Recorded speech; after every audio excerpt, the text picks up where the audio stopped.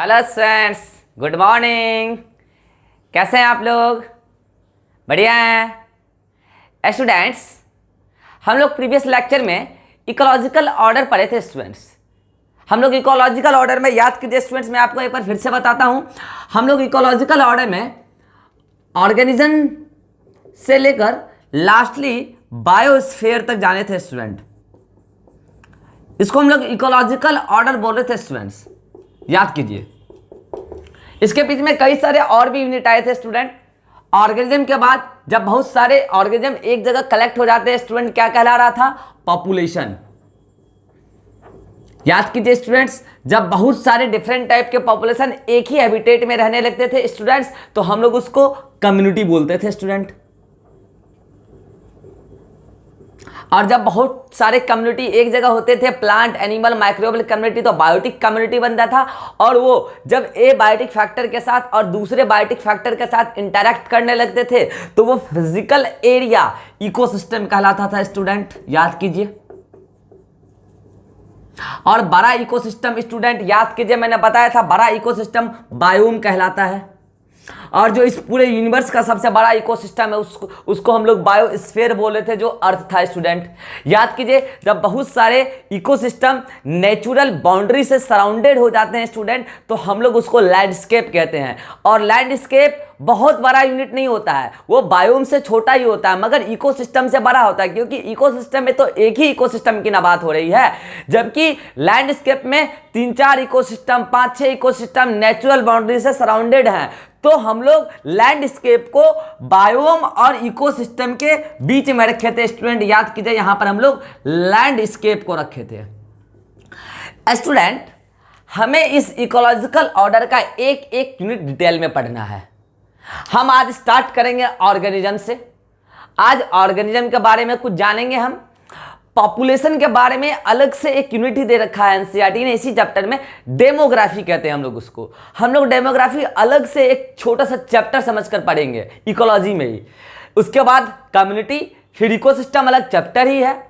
फिर बायोम हम लोग थोड़ा सा इसी ऑर्गेनिज्म एंड एनवायरनमेंट वाले चैप्टर में बायोम अलग से पढ़ लेते हैं, एक टॉपिक डालकर, हेडिंग डालकर। और बायोस्फीयर तो क्या है स्टूडेंट, जब हम लोग ये पूरा पढ़ लेंगे तो बायोस्फीयर हो ही गया। तो स्टूडेंट्स, हम इकोलॉजिकल ऑर्डर पढ़ने से पहले आपको कुछ और बातें बताना चाह रहे हैं। आज की लेक्चर में हम देखेंगे types of ecology. Types of ecology को आप समझिएगा, रटिएगा मत।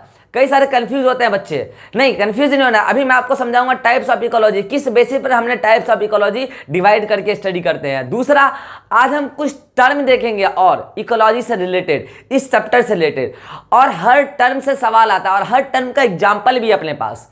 तो हम लोग ये पिछली लेक्चर में देख चुके थे, मैं एक बार फास्ट रिवीजन करा दिया आपको। चलिए अब हम स्टार्ट कर रहे हैं students, types of ecology. Types of ecology student, ecology दो प्रकार का होता है। एक होता है, डिवाइड कीजिए इसको दो कैटेगरी में स्टूडेंट। इकोलॉजी का एक प्रकार होता है, एक टाइप होता है ऑर्टिकोलॉजी। कौन सा स्टूडेंट? ऑर्टिकोलॉजी। और एक होता है सिन इकोलॉजी। सिन इकोलॉजी स्टूडेंट, टर्म को पकड़िए आप।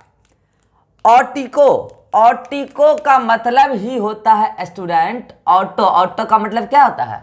इसका मतलब होता है सेम, सेल्फ, मतलब मेंबर्स ऑफ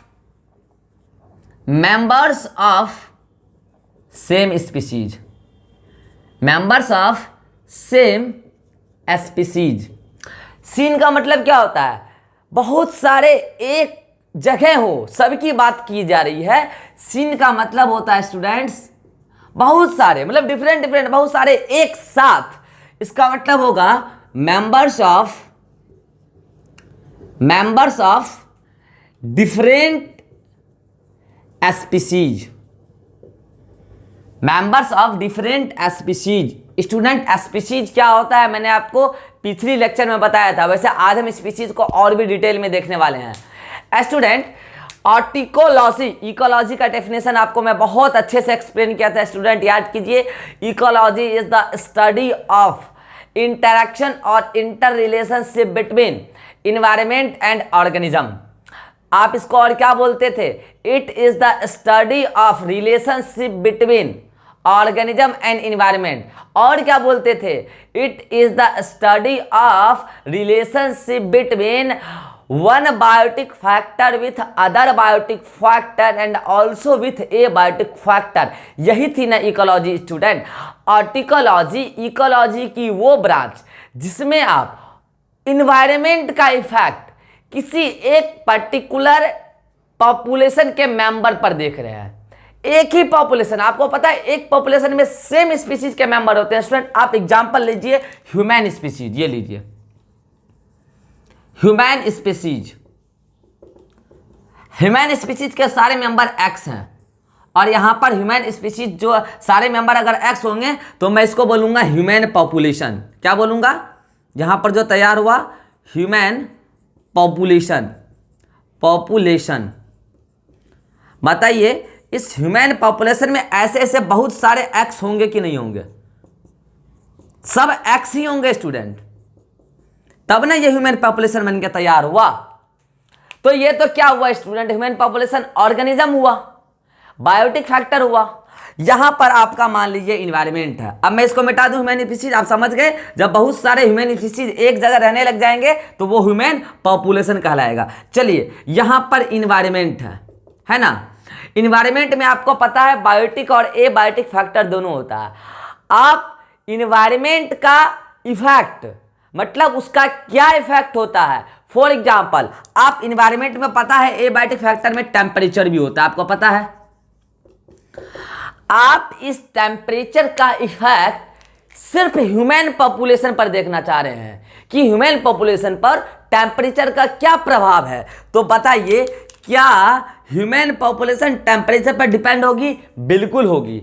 और टेम्परेचर भी ह्यूमन पॉपुलेशन पर डिपेंड होगा। आपको पता है टेम्परेचर जो एनवायरनमेंट का डिसाइड होता है CO2 लेवल से होता है, आपको मैं बताऊंगा ग्रीन हाउस इफेक्ट में।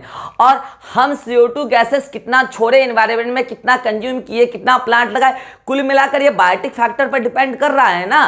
तो इसका मतलब ये ह्यूमन पॉपुलेशन इस एनवायरनमेंट पर डिपेंड कर रहा है और ये एनवायरनमेंट का जो भी फैक्टर है वो इस ह्यूमन पॉपुलेशन पर डिपेंड कर रहा है। मैंने एक ही इंडिविजुअल लिया या फिर बहुत सारे इंडिविजुअल लिया, शर्त यह है स्टूडेंट, शर्त यह है कि वो सारे इंडिविजुअल एक ही स्पीशीज के होने चाहिए। शर्त क्या है? कि वो सारे इंडिविजुअल सेम स्पीशीज के होने चाहिए। देखिए स्टूडेंट्स, मैंने टेम्परेचर का प्रभाव सिर्फ ह्यूमन पॉपुलेशन पर देखा। नो डाउट यदि मैं एक इंडिविजुअल पर स्टडी कर लूंगा ह्यूमन पॉपुलेशन के, तो मैं वो स्टडी सारे ह्यूमन पॉपुलेशन के मेंबर पर अप्लाई कर सकता हूं। तो मुझे अलग से सारे मेंबर्स पर स्टडी करने की जरूरत नहीं है। मैं एक ह्यूमन पॉपुलेशन के एक मेंबर पर स्टडी कर लूंगा तो वो कंक्लूजन पूरे पॉपुलेशन पर अप्लाइड होगा ना। ऐसी इकोलॉजी की स्टडी ऑर्टिकोलॉजी कहलाती है। फॉर एग्जाम्पल आप टेम्परेचर लिए, ह्यूमन के साथ स्टडी किए। चले लैटिट्यूड आते, देखिए लैटिट्यूड ये भी इन्वायरमेंटल फैक्टर है स्टूडेंट। पता है लैटिट्यूड क्या होता है? सी लेवल से कोई भी हाइट ऊपर की तरफ लैटिट्यूड कहलाती है। आपको पता है एल्टीट्यूड, ये सब बात हम बात करेंगे। आपको पता है लैटिट्यूड बढ़े या एल्टीट्यूड बढ़े ऊपर की तरफ, आपको पता है ऊपर जाने पर अर्थ सरफेस से सी लेवल से ऊपर जाने पर हमारी जो पार्शियल प्रेशर ऑक्सीजन की है वो घट जाती है एनवायरनमेंट में। तो उससे ह्यूमन पॉपुलेशन पर क्या इफेक्ट आता है उसको हम लोग एल्टीट्यूड सिकनेस में पढ़ते हैं। चलिए मैं एल्टीट्यूड ही बताता हूं। चलिए आप एल्टीट्यूड पढ़े होंगे। एल्टीट्यूड ये लीजिए, एल्टीट्यूड आप पढ़े होंगे रेस्पिरेटरी सिस्टम में, नहीं तो मैं पढ़ाऊंगा आपको 11th वाले चैप्टर में जो भी वीडियो लेक्चर देख रहे होंगे।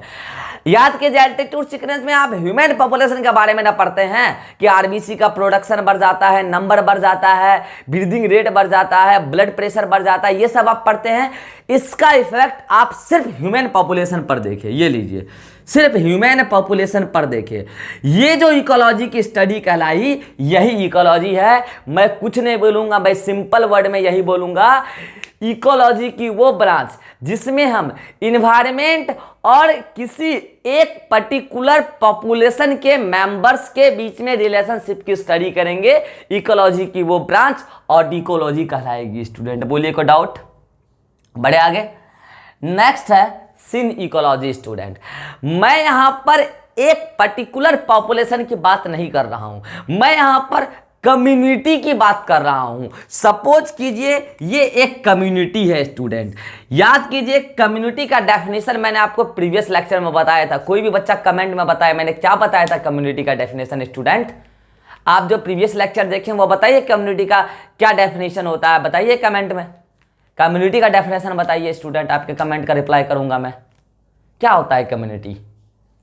याद कीजिए मैंने आपको क्या बताया था, community is the combination of different population, different members different population से एक ही एरिया में रहने लगे हैं तो ऑर्गेनिज्म का वो ग्रुप कम्युनिटी कहलाता है। स्टूडेंट मैंने क्या बोला था, यहां पर सिर्फ ह्यूमन पॉपुलेशन की मैंने बात करी, लेकिन यहां पर ह्यूमन पॉपुलेशन भी है, ये लीजिए ह्यूमन, यहां पर काऊ भी है, ये लीजिए काऊ, यहां पर बफेलो भी है, ये लीजिए बफेलो, यहां पर डॉग भी है, यहां पर कैट भी है, ये सारे, यहां पर हॉर्स भी है, यहां पर प्लांट भी है, यहां पर डिफरेंट टाइप के स्पीशीज के मेंबर्स रह रहे हैं। आपको पता है स्पीशीज का डेफिनेशन मैंने आपको बताया है, नेचुरली आपस में इंटरब्रीड कर पाए तो सेम स्पीशीज के कहलाएंगे। क्या ये इंसान, गाय, घोड़ा, कुत्ता, बिल्ली, भैंस आपस में नेचुरली इंटरब्रीड कर सकते हैं? कभी नहीं कर सकते हैं। तो बताइए ये सब डिफरेंट स्पीशीज के हैं कि नहीं? और क्या ह्यूमन यहां पर अकेला होगा? नो स्टूडेंट, यहां पर ह्यूमन के बहुत सारे मेंबर्स होंगे, एक्स एक्स एक्स एक्स। अगर का होगा यहां पे बहुत सारे वाई होंगे, Y Y Y. Z horse होगा तो बहुत सारे जेड होंगे। मान लीजिए डॉग 1 होगा तो 1 यहां पर बहुत सारा होगा। स्टूडेंट कैट अगर 2 होगा तो 2 यहां पर बहुत सारा होगा। बफेलो यदि 3 होगा तो यहां पे 3 एक नहीं बहुत सारा होगा। तो यहां पर आप क्या बोलेंगे कि ह्यूमन का पॉपुलेशन है, यहां काऊ का पॉपुलेशन है, यहां हॉर्स का पॉपुलेशन है, यहां डॉग का पॉपुलेशन है, यहां कैट का पॉपुलेशन है, यहां बफेलो का पॉपुलेशन है। यहां स्टूडेंट मैंने डिफरेंट पॉपुलेशन के कलेक्शन को ही क्या बोला था? स्टूडेंट बताइए, कम्युनिटी बोला था कि नहीं बोला था? कम्युनिटी। अब आप इस पूरे कम्युनिटी पर इन्वायरमेंट का, चलिए यही एग्जांपल लेते हैं टेम्परेचर वाला। आप अब क्या कर रहे हैं, इस टेम्परेचर का क्या प्रभाव होगा इस पूरे कम्युनिटी पर स्टडी कर रहे हैं, इस पूरे कम्युनिटी पर। इस कम्युनिटी में इंसान भी है, गाय भी है, घोड़ा भी है, कुत्ता, बिल्ली, भैंस सब है। सब पर क्या प्रभाव होगा? इकोलॉजी का जिस ब्रांच में हम इसका स्टडी करने लगेंगे वो सिन इकोलॉजी कहलाएगा। स्टूडेंट मतलब यहां पर members of different species, members of different species. सुनिएगा स्टूडेंट, पीएमटी वाला आपको टाइप्स ऑफ इकोलॉजी से क्या सवाल पूछेगा? आपसे पूछेगा कि ऑर्टिकोलॉजी में यूनिट ऑफ स्टडी क्या है। समझ रहे? स्टडी की इकाई मतलब यूनिट क्या है, आपसे वो यही पूछता है, यूनिट ऑफ स्टडी। तो आप खुद बताइए ऑर्टिकोलॉजी में यूनिट ऑफ स्टडी क्या हो सकता है? एक सिंगल ऑर्गेनिज्म हो सकता है कि नहीं हो सकता है? मैंने एक ऑर्गेनिज्म किसी भी स्पीशीज का उठाया और मैंने उस पर टेम्परेचर का स्टडी कर लिया, मैं उस पूरे स्पीशीज पर स्टडी कर लिया। तो बताइए इस पर यूनिट ऑफ स्टडी इस ऑर्टिकोलॉजी का क्या हो सकता है? स्टडी का यूनिट ऑर्गेनिज्म हो सकता है। इसीलिए ऑर्टिकोलॉजी को हम लोग ऑर्गेनिज्म इकोलॉजी भी कहते हैं या फिर इकोलॉजी ऑफ ऑर्गेनिज्म भी बोलते हैं स्टूडेंट। और इसका क्या यूनिट हो सकता है? स्पीशीज। स्पीशीज क्यों नहीं? स्पीशीज का मतलब क्या? ये मेंबर सेम तरीके के हैं, आपस में नेचुरली इंटरब्रीड कर सकते हैं। मैंने अगर स्पीशीज पर भी टेम्परेचर की स्टडी कर ली, हो तो गया, पूरे मेंबर की स्टडी हो गई ना। तो एक स्पीशीज वो भी तो ऑर्टिकोलॉजी का यूनिट ऑफ स्टडी माना जा सकता है ना। तो आप स्पीशीज भी लिखेंगे तो कोई दिक्कत? देखिए स्पीशीज। अच्छा बताइए, आप पॉपुलेशन भी नहीं लिख सकते क्या? अरे भाई साहब, पॉपुलेशन क्या होता है? Group of member of same species ना भाई साहब।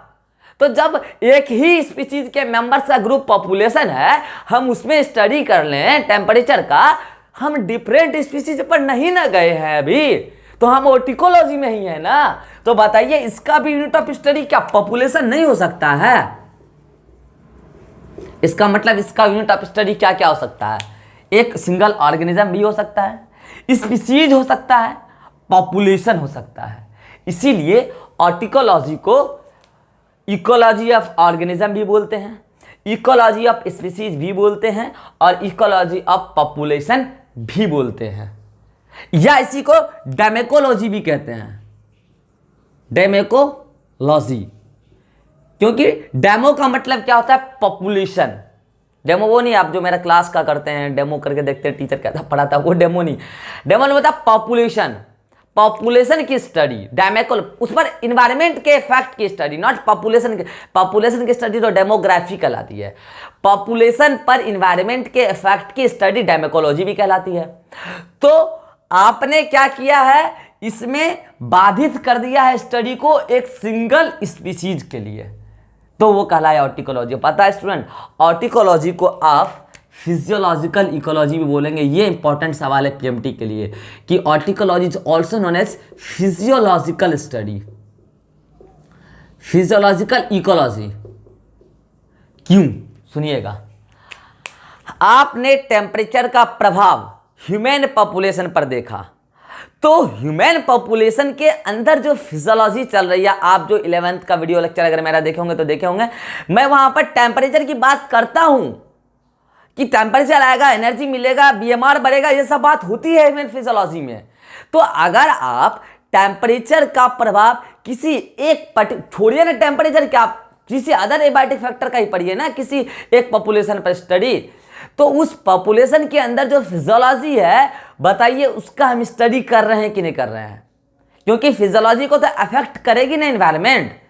तो क्या आप एक पर्टिकुलर स्पीशीज का फिजियोलॉजी का स्टडी कर रहे हैं? सारे का स्टडी नहीं कर रहे, सारे स्पीशीज के अलग अलग स्पीशीज के मेंबर्स का फिजियोलॉजी का स्टडी नहीं कर रहे, नहीं तो फिर फिजियोलॉजी अलग अलग हो जाएगी ना।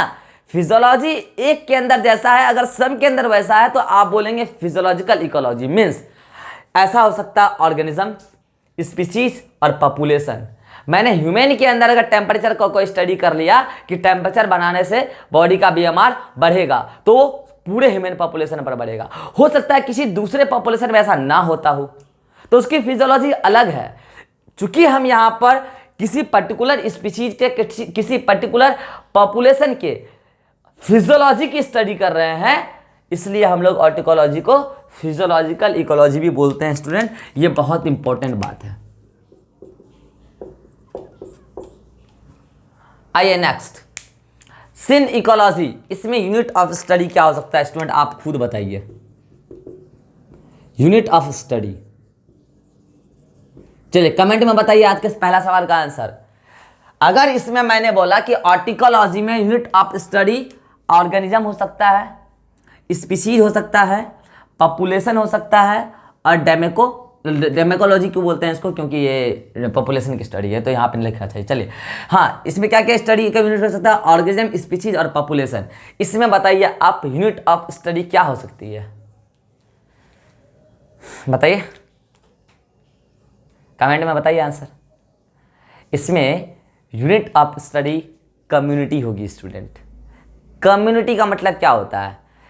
पूरे अलग अलग पॉपुलेशन के मेंबर्स पर इन्वायरमेंट की इफेक्ट की स्टडी, मतलब इसमें यूनिट ऑफ स्टडी क्या होगी? कम्युनिटी। तो क्या इसको हम इकोलॉजी ऑफ कम्युनिटी बोल सकते हैं या कम्युनिटी इकोलॉजी बोल सकते हैं? ये था आपका टाइप्स ऑफ इकोलॉजी। क्लियर है? इसको नोट कीजिए। अच्छा, मैं आपको एक बात बताता हूँ स्टूडेंट, बहुत सारे बच्चे बोल रहे होंगे कि सर यहाँ पर इकोसिस्टम नहीं हो सकता है क्या? नहीं हो सकता है। सुनिएगा एक बात, मैंने आपको इकोलॉजिकल ऑर्डर क्या बताया था, एक बार फिर से आप बोलिएगा। पहले ऑर्गेनिज्म बताया था, बोलिए। ऑर्गेनिज्म के बाद मैंने पॉपुलेशन बताया था, अरे बोलिए भाई साहब। फिर मैंने आपको कम्युनिटी बताया था, फिर मैंने आपको इकोसिस्टम बताया था, फिर मैंने आपको बायोम बताया था, फिर मैंने आपको बायोस्फीयर बताया था। बोलिए, सुनिएगा स्टूडेंट, इसमें मैं यदि आपसे बात करूं कि कहां से कहां लिविंग ऑर्गेनाइजेशंस है, मतलब कहां तक सिर्फ लिविंग मेंबर्स का एग्रीगेशन है, मतलब ग्रुप है, आप खुद बताइए। यहां से लेकर यहां तक ओनली लिविंग फैक्टर्स है, तो क्या मैं इसको लिविंग ऑर्गेनाइजेशंस बोलूंगा? बोलिए बोलिए। और यहां से लेकर यहां तक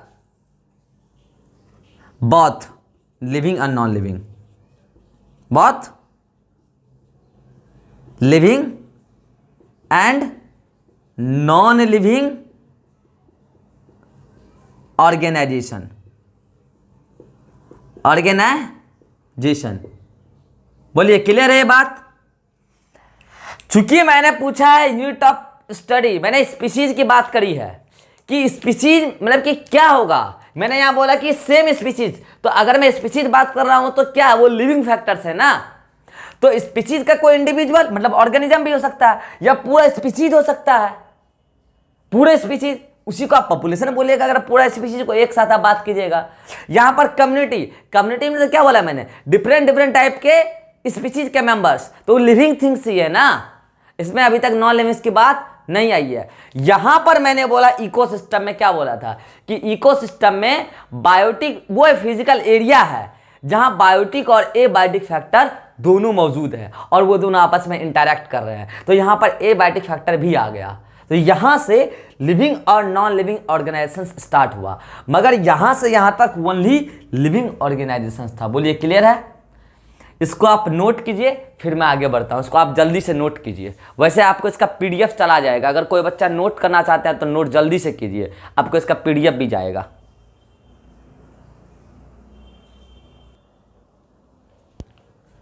यस स्टूडेंट्स, नोट कर लिए? चलिए अब आगे हम आपको बता रहे हैं। याद कीजिए, मैंने आपको बताया था पॉपुलेशन। पॉपुलेशन से रिलेटेड कुछ 2-3 वर्ड है जिससे पीएमटी में आने के चांसेस होते हैं क्वेश्चंस। तो आइए आपको हम उस वर्ड के बारे में बता रहे हैं। देखिए, पहली बात आप हमको बताइए, पॉपुलेशन का मतलब आपको हम क्या बताए थे? पॉपुलेशन का मतलब आपको हम बताए थे group of individual of same species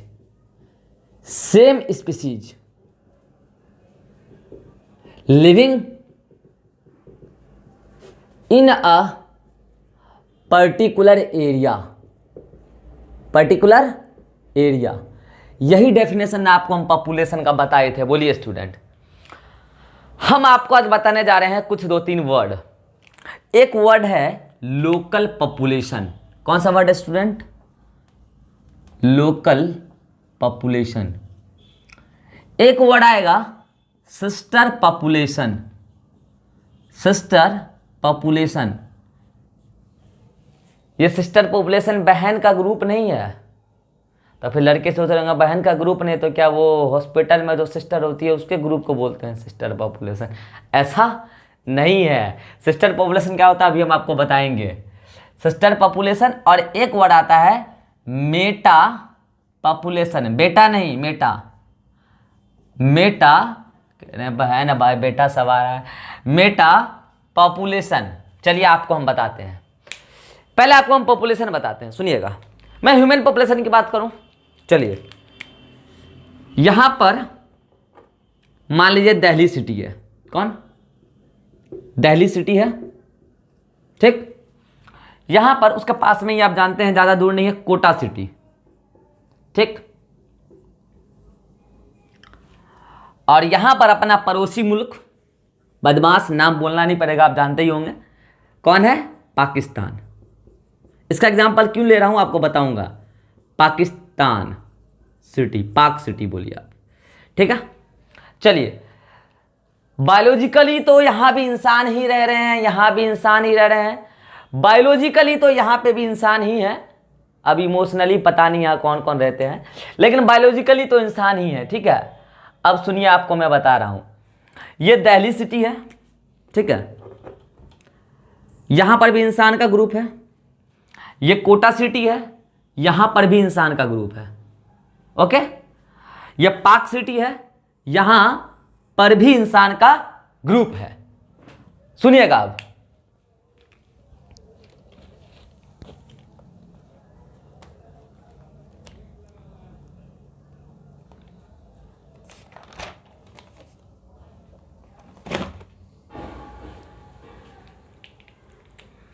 सुनिएगा अब, यहां पर भी पाकिस्तान सिटी में भी ह्यूमन पॉपुलेशन ही रहता है। चलिए हम ह्यूमन पॉपुलेशन की एग्जांपल ले रहे हैं, ठीक है।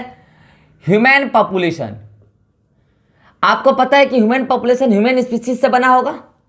तो मैं अगर मान लूं कि ह्यूमन स्पीसीज एक्स ए है, चलिए ह्यूमन स्पीसीज ए है, तो बताइए पॉपुलेशन में क्या बहुत सारे ए होंगे कि नहीं होंगे? होंगे ना। तो यहां पर पाक सिटी में भी इंसान ही है सारा, ए ए ए ए ए ए। तो बताइए ये ए क्या है? ह्यूमन पॉपुलेशन ऑफ पाक सिटी, बताइएगा कि नहीं? चलिए यहां पर लिख दें हम, ह्यूमन पॉपुलेशन ऑफ पाक सिटी, मतलब पाकिस्तान सिटी, ठीक है। चलिए कोटा में आप जानते हैं शिक्षा नगरी कोटा हमारे देश की, यहां पर भी सब इंसान ही रह रहे हैं। तो आपका यहां पर भी सब इंसान ए ए ए ए ए ए ए। तो बताइए ह्यूमन पॉपुलेशन कहाँ का है? कोटा का है। तो आप यहां क्या लिखिएगा? Human population of Kota city. Delhi आप जान ही रहे हैं कैपिटल, यहां पर भी सब इंसानी लोग रह रहे होंगे। ए ए ए, ये अरविंद केजरीवाल जी नहीं है, इंसान है सभी लोग। ए, उसी में अरविंद केजरीवाल जी भी आते हैं। ए ए, ये क्या ह्यूमन का पॉपुलेशन है। चलिए इसको आप क्या बोलिएगा? Human population of Delhi city बोल सकते हैं। चलिए पहला वर्ड है लोकल पॉपुलेशन। ये लोग वर्षों से पाकिस्तान में ही रह रहे हैं, वर्षों से, सदियों से ये लोग पाकिस्तान में ही रहते हैं, वहीं रहते आए हैं। इनका कई सदी वहीं गुजर गया, कई खानदान, कई पुश्त पाकिस्तान में ही रहा है। ये लोग सदियों से कोटा में ही रहते आए हैं, कोटा में इनका कई खानदान, कई पुश्त रह गया, 3-4 जनरेशन रह गया। ये लोग भी दिल्ली सिटी में ही रह रहे हैं कई दिनों से, कई सालों से। इनका कई खानदान, कई पुश्त दिल्ली सिटी में बिता दिया। इन ह्यूमन पॉपुलेशन को हम बोलेंगे दिल्ली का local population. In human population को हम बोलेंगे कोटा का लोकल पॉपुलेशन, और इनको हम बोलेंगे ह्यूमन पॉपुलेशन को पाकिस्तान का लोकल पॉपुलेशन। तो चलिए इसके नीचे मैं अगर लिख दूं, ये क्या है बताइए? लोकल पॉपुलेशन ऑफ पाक सिटी। बोलिए, आप बोल सकते हैं कि नहीं बोल सकते हैं? ये क्या है बताइए? Local population of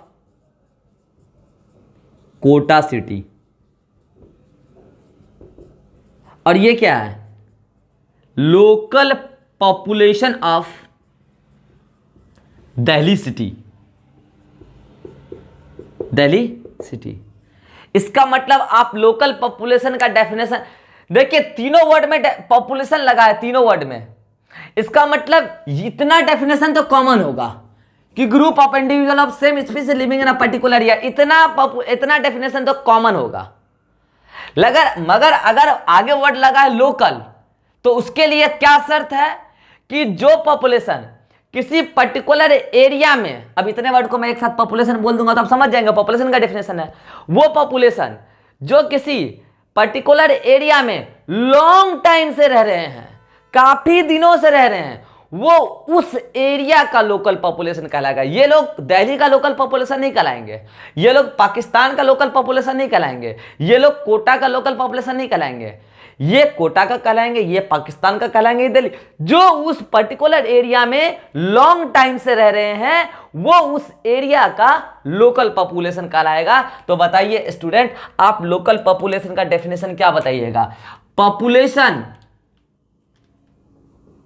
population living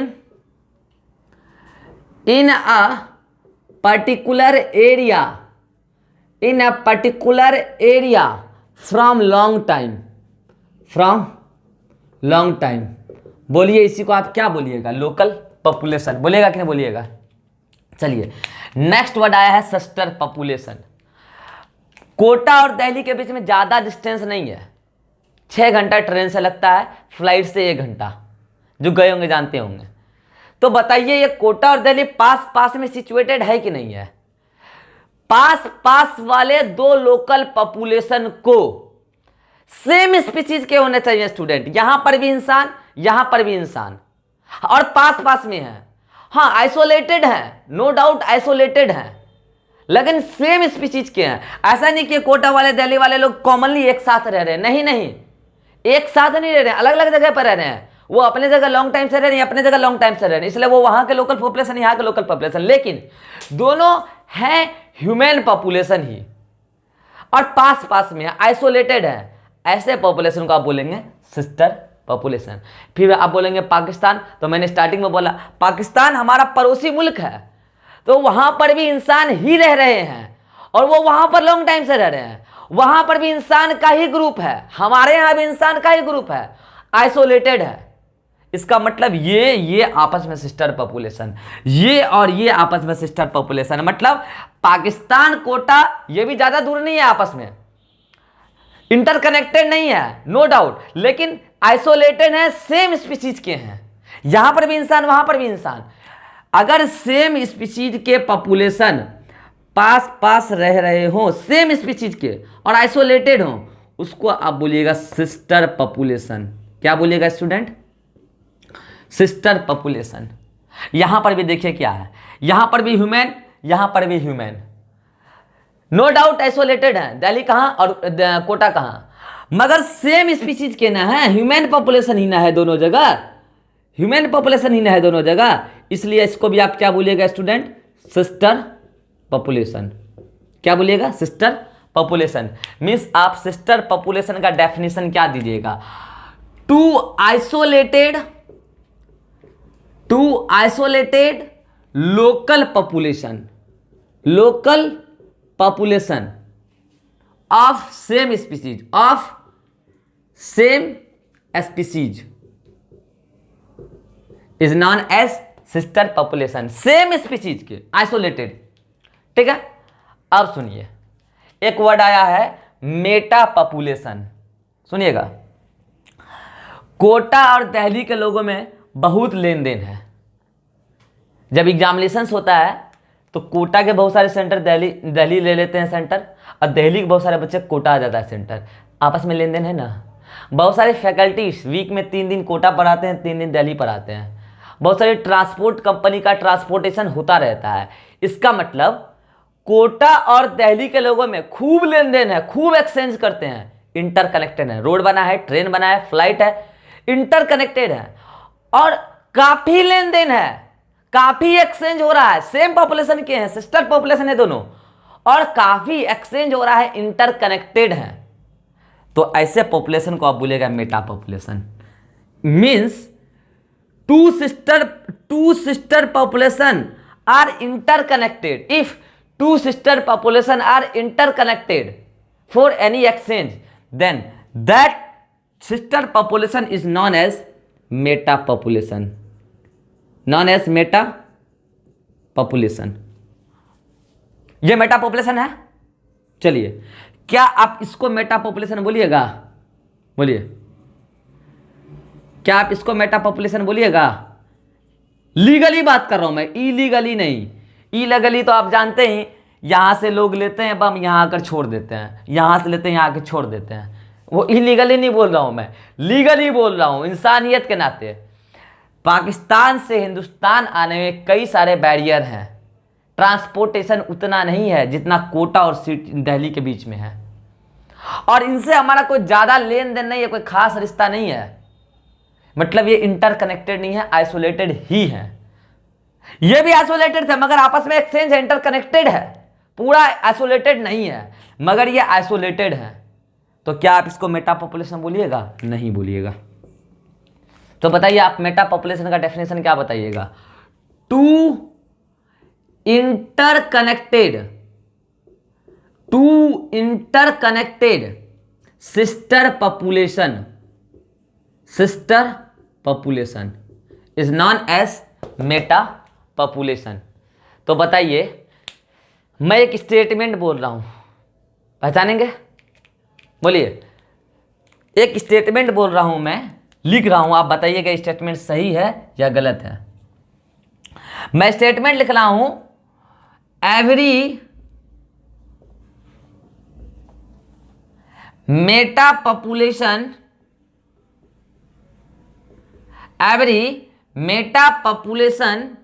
is sister population,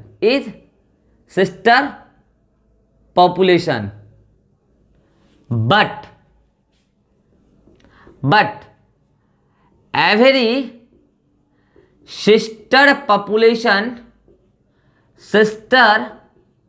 population is not meta population। ये मैंने स्टेटमेंट बोला है।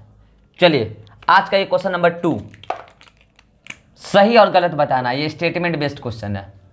क्वेश्चन नंबर 1 पहले आया था, जो आप आंसर दिए होंगे कमेंट में। आज के लेक्चर का क्वेश्चन नंबर 2 है। स्टेटमेंट पहचानना है कि राइट है या रॉन्ग है। आपको बताना है कि ये राइट है या फिर रॉन्ग है। चलिए बताइए, every Meta population is sister population, but every sister population is not Meta population. ये लाइन सही है या गलत है? बोर्ड पर ही आपका आंसर भी है, आप इसको ऑब्जर्व कीजिए। आप आंसर जरूर दीजिए कमेंट में, मैं आपके आंसर का जरूर एक्सप्लेनेशन दूंगा। अगर सही होगा तो बोलूंगा शाबाश, अगर गलत होगा तो मैं आपको समझाऊंगा वहां पर। आंसर देने से मत पीछे हटिए, बताइए लाइन सही है या गलत है। चलिए, मैं आंसर दे रहा हूं, आपके आंसर का रिप्लाई जरूर किया जाएगा। Every Meta population is sister population. हाँ, मेटा पॉपुलेशन का मैंने क्या बोला है डेफिनेशन में, ये टू इंटरकनेक्टेड सिस्टर पॉपुलेशन। हाँ, तो मेटा पॉपुलेशन तो पहले सिस्टर पॉपुलेशन होगा तभी मेटा हो सकता है, पास होगा तभी इंटरकनेक्टेड हो सकता है। मीन्स यहां से यहां तक तो लाइन सही है, but every sister population is not Meta population. सही बात है। पाकिस्तान और कोटा के लोग आपस में सेम पॉपुलेशन के ग्रुप रखते हैं कि नहीं रखते हैं, अलग अलग जगह, लेकिन क्या आपस में इंटरकनेक्टेड हैं? नहीं है। तो सिस्टर पॉपुलेशन तो है मगर मेटा पॉपुलेशन नहीं है। तो ये लाइन भी सही है, every sister population is not Meta population. मतलब ये पूरी लाइन सही है, और ये लाइन बहुत इंपॉर्टेंट लाइन है स्टूडेंट। इसका आंसर क्या होगा कि स्टेटमेंट सही है और ये बहुत इंपॉर्टेंट लाइन है स्टूडेंट। ये था पॉपुलेशन से related 3 word, local population, sister population और मेटा पॉपुलेशन। लोकल पॉपुलेशन किसी भी पर्टिकुलर एरिया में लॉन्ग टाइम से रह रहे हैं तो वो उस एरिया का लोकल पॉपुलेशन कहलाएगा। Sister population, 2 isolated same species के मेंबर अलग अलग जगह रह रहे हैं, लॉन्ग टाइम से रह रहे हैं, अपने अपने लोकल पॉपुलेशन, तो उसको आप बोलिएगा आइसोलेटेड सेम स्पीशीज के सिस्टर पॉपुलेशन। देखो ये मैंने लिखा 2 isolated local population of same species. ठीक है। फिर आगे मैंने बोला कि मेटा पॉपुलेशन मैंने क्या बोला कि यदि 2 सिस्टर पॉपुलेशन आपस में इंटरकनेक्टेड हैं तो उसको हम बोलेंगे मेटा पॉपुलेशन। तो ये मेटा पॉपुलेशन स्टेटमेंट जो बोला समझ गए होंगे आप, इसको नोट कीजिए। इसमें से बहुत सारी चीज़ ऐसी है जो नोटबुक में नहीं है, वैसे इसका आपको पीडीएफ जाएगा बोर्ड वर्क का, आप उसको नोट्स में ऐड करेंगे, आप देख लीजिएगा, जो चीज़ नहीं है आप उसको ऐड कर लीजिएगा। इसको नोट करना है तो नोट कीजिए, अदरवाइज आपको पीडीएफ तो जाएगा ही। चलिए अब आपको हम आगे बता रहे हैं, फिर कुछ टर्म बता रहे हैं आपको हम। एक वर्ड आता है स्टूडेंट्स इकोलॉजी में, इकैड्स। क्या वर्ड है? इकैड्स। इसी को हम लोग बोलते हैं इकोफेंस, या इसी को हम लोग बोलते हैं फिनोटाइप। क्या बोलते हैं स्टूडेंट? फिनोटाइप। सुनिएगा, आपको मैं बता रहा हूं, मैं बार बार बोल रहा हूं आपको, मैं किसी भी इंडिविजुअल, 2 अलग अलग इंडिविजुअल को सेम स्पीच करने का क्राइटेरिया किसको मानने बोल रहा हूं आपको? अर्नेस्ट मेयर का दिया हुआ बायोलॉजिकल कॉन्सेप्ट स्पीशीज। मैंने बताया था ये रेड इंडिविजुअल, ब्लैक इंडिविजुअल, इस दोनों को यदि आप सेम स्पीशीज का मेंबर बोलना चाहते हैं तो ये इंडिविजुअल ए और ये इंडिविजुअल बी आपस में नेचुरली इंटरब्रीडिंग करके फर्टाइल ऑफस्प्रिंग बना पा रहे हो तो इंडिविजुअल ए इंडिविजुअल बी सेम ग्रुप के माने जाएंगे। मैं आपको बता रहा हूं कि सेम प्लांट स्पीशीज के दो अलग अलग मेंबर, सेम प्लांट स्पीशीज। मैं एग्जांपल ले रहा हूं मनी प्लांट। कौन सा एग्जांपल ले रहा हूं स्टूडेंट में? Money plant. ये लीजिए, नाम सुने हैं मनी प्लांट? घर के आगे रखा जाता है गमला में लगा के, है ना। सुनिएगा, पहले मैं आपको इस प्लांट का हैबिटेट बताता हूं। ये ना बहुत ज्यादा हाई टेम्परेचर में ग्रो करना पसंद नहीं करते हैं। इनका क्या होता है, लीफ येलो कलर में कन्वर्ट हो जाता है एक्सेस सनलाइट की वजह से, सोलराइजेशन हो जाता है पिगमेंट्स का, जल जाते हैं लीफ, येलो कलर में कन्वर्ट हो जाता है। लेकिन ये बिल्कुल शैडो वाले रीजन में भी ग्रो करना पसंद नहीं करते, नहीं कर पाएंगे। इनको मॉडरेट टेम्परेचर चाहिए। कैसा टेम्परेचर मैं बताता हूं। आपके घर के आगे थोड़ा सा बरामदा टाइप का होगा, जहां पर छज्जी वगैरह होगा, वहां पे मतलब होता है ना कि थोड़ा सा सनलाइट आ रहा हो, मॉडरेट, बहुत, जहां पर आप बैठ के धूप सेकते हैं। आप ऐसा चाहिए धूप सेकने आप छत पर चल जाते हैं एकदम धूप में। आप पसंद करते हैं कि आपके दरवाजे पर थोड़ा सा धूप आ रहा था, वहां पे चेयर लगा के बैठते हैं। वैसे सनलाइट में मनी प्लांट उगना पसंद करता है, ग्रो करता है। इसकी फेवरेबल एनवायरनमेंट वही है। तो इसको क्या चाहिए, एक ऐसा कमरा, रूम, ठीक है, और उस रूम के दरवाजे पर आप लगा दीजिए क्या, मनी प्लांट गमला में करके। ये लीजिए गमला है ना, ये लीजिए गमला है, इस गमले में आप लगा दीजिए मनी प्लांट। ये लीजिए, ये मान लीजिए मनी प्लांट है ना।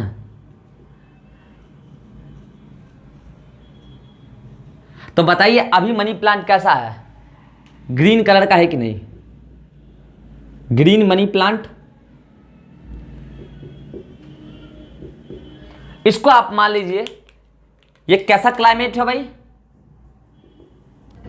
यहां पे क्लाइमेट क्या है, रूम मान लीजिए, ऐसा मानिए ना, shadow, shadow having moderate temperature,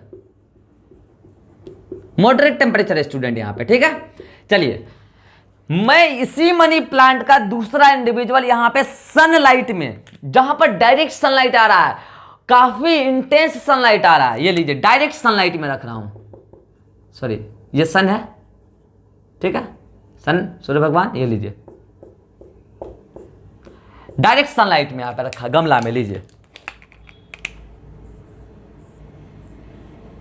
मगर यहां पर क्या हुआ, ये प्लांट किस कलर का हो गया, येलो कलर का। मेरे पास येलो कलर है नहीं तो मैं ब्लू से दिखा रहा हूं, ठीक है।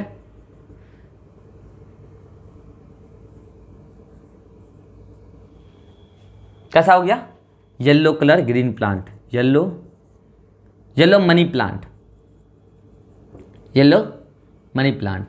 कब? जब क्लाइमेट क्या रखा हमने, अभी क्लाइमेट क्या है, सन है, सन हैविंग हाई टेम्परेचर, जिसके पास टेम्परेचर क्या है, बहुत ज्यादा है। सुनिएगा, इन दोनों के बीच में, दोनों सेम स्पीशीज के हैं स्टूडेंट, क्योंकि ये दोनों आपस में इंटरब्रीड कर सकते हैं, प्लांट इंटरब्रीड कर सकते हैं। पता है आप, उनका पॉलन जो है फर्टिलाइज करता है। आप पढ़ते होंगे प्लांट रिप्रोडक्शन, एक चैप्टर पढ़ाऊंगा, मैं भी पढ़ाऊंगा online, plant reproduction, sexual reproduction in flowering plant, plant reproduction. तो प्लांट में भी रिप्रोडक्शन होता है ना जी, इनब्रीडिंग होता है। तो वहां पे जो ब्रीडिंग हो रहा है, अगर ये मनी प्लांट करेगा तो सेम स्पीशीज के बीच में है कि नहीं, और अगर ये दोनों आपस में ब्रीडिंग करके फर्टाइल ऑफस्प्रिंग बना दे रहा है, तो बताइए दोनों सेम स्पीशीज का कंसिडर किया जाएगा, दोनों मनी प्लांट है। लेकिन दोनों अलग अलग क्लाइमेट में रखी गई है, सेम स्पीशीज के प्लांट। यहां पर क्लाइमेट 1 मानिए आप इसको, सन, और यहां पर आप इसको क्लाइमेट 2 मानिए, शैडो हैविंग मॉडरेट टेम्परेचर, और यहां पर sun having high temperature. Same species के प्लांट यदि डिफरेंट क्लाइमेट में रख दिया जाए तो उन दोनों के बीच में सम एक्सटर्नल वेरिएशंस आ जाएगा, येलो और ग्रीन। बताइए इन दोनों प्लांट के बीच में कैसा वेरिएशन है, आप खुद बताइए। Have some external variations, external variations. क्यों भाई, ये येलो और ये ग्रीन, बट स्टूडेंट ये दोनों सेम स्पीशीज के हैं, भी मनी प्लांट हैं, तो क्या दोनों आपस में इंटरब्रीड नहीं कर सकते? कर सकते हैं, but genetically same but genetically same. Genetically same का मतलब क्या? दोनों की जीन अभी भी सेम है। अगर ऐसा है तो दोनों आपस में इंटरब्रीड कर सकते हैं, तभी तो जेनेटिकली सेम है। जेनेटिक चेंज नहीं हुआ, जीन चेंज नहीं हुआ, एक्सटर्नल अपीयरेंस चेंज हुआ ड्यू टू डिफरेंट क्लाइमेट। बताइए आप यहां से यहां तक का अलग रीजन बताइएगा, क्या रीजन बताइएगा? आप खुद बोलिए। सम एक्सटर्नल वेरिएशंस, इसका आप रीजन क्या बताइएगा? इसका आप रीजन बता सकते हैं ड्यू टू डिफरेंट क्लाइमेट। बोलिए, बताइएगा। Different climate. जेनेटिकली सेम क्यों भाई? जेनेटिकली सेम फिर क्यों है? क्योंकि कैन इंटरब्रीड इन देमसेल्फ, मतलब इंटरब्रीडिंग पॉसिबल है। इंटरब्रीडिंग पॉसिबल है, इसलिए ये अभी जेनेटिकली सेम है।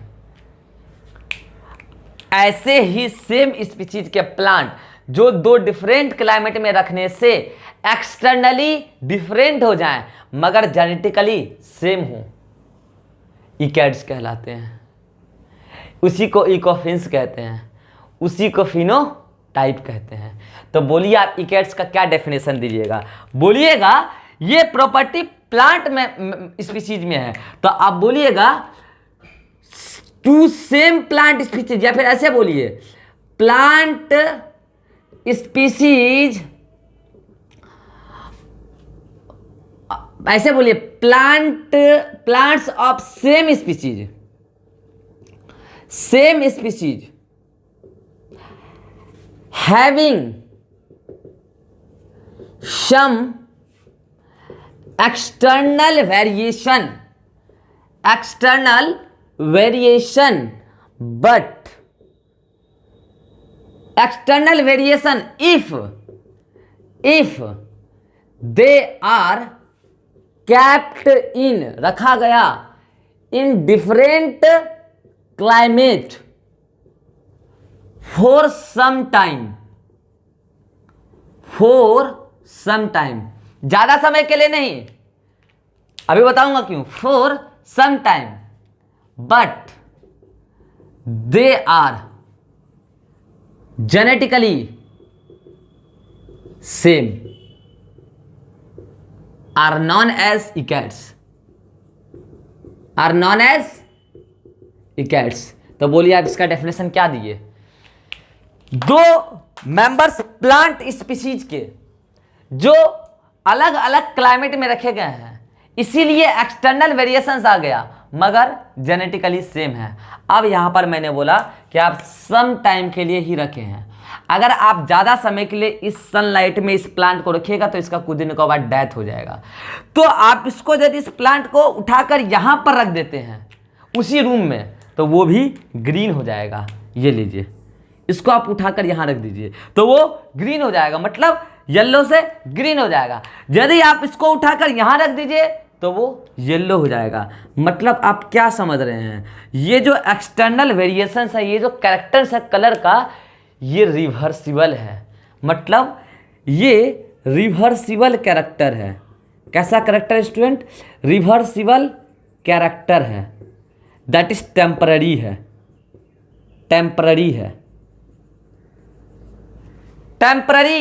कैरेक्टर, टेम्पररी है, ये चेंजिंग, टेम्पररी चेंज है। लीजिए, टेम्पररी चेंज।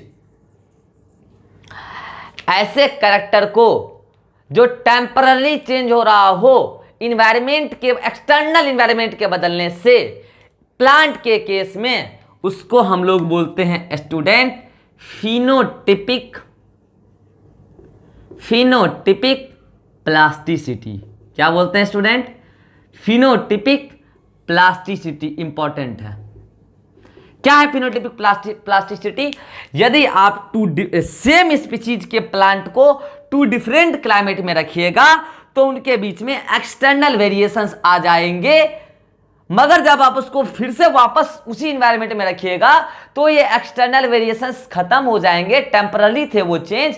ऐसे ही रिवर्सिबल कैरेक्टर को जो एक कैरेक्टर रिवर्सिबल है, बदल सकता है, ऐसे ही रिवर्सिबल कैरेक्टर को फिनोटिपिक प्लास्टिसिटी बोलते हैं स्टूडेंट। बोलिए क्लियर है? आपको मैंने बताया कि यहाँ external variation due to different climate आया, मगर जेनेटिकली सेम क्यों है? क्योंकि दोनों के बीच में इंटरब्रीडिंग पॉसिबल है, क्योंकि दोनों सेम स्पीसीज के। लीजिए मैं लिख देता हूँ, interbreeding possible due two of same species.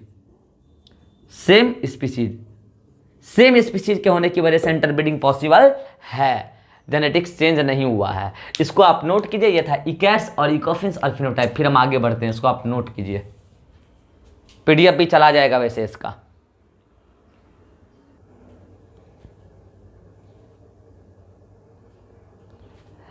Yes student, next term है, अगला टर्म मैं बता रहा हूं आपको, इकोटाइप। इसी को बोलते हैं ब्रीड्स, या इसी को बोलते हैं रेसेस। अभी पहले आपको मैंने क्या बताया था? इकैट्स, उसको बोल रहे थे हम लोग इकोफिन्स या फिनोटाइप। अब मैं आपको बता रहा हूं इकोटाइप, या इसी को बोलते हैं ब्रीड्स, या इसी को बोलते हैं रेसेस। सुनिएगा, सेम स्पीसीज के मेंबर टू डिफरेंट क्लाइमेट में लॉन्ग टाइम के लिए रहने लग जाएं, तो उसमें एक्सटर्नल वेरिएशंस तो आएंगे ही आएंगे, कुछ जेनेटिकल वेरिएशंस भी आएंगे। रुकिए, वर्ड को अंडरलाइन कीजिए। कुछ जेनेटिकल वेरिएशंस भी आएंगे, कुछ, सम, अंडरलाइन कीजिए वर्ड को। कुछ ही जेनेटिकल वेरिएशंस आएंगे। फॉर एग्जाम्पल, मैं आपको ह्यूमन का ही बता रहा हूं। चलिए, ह्यूमन पॉपुलेशन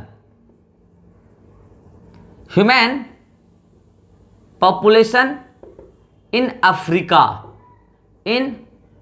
अफ्रीका, और एक समझिए human population in Australia.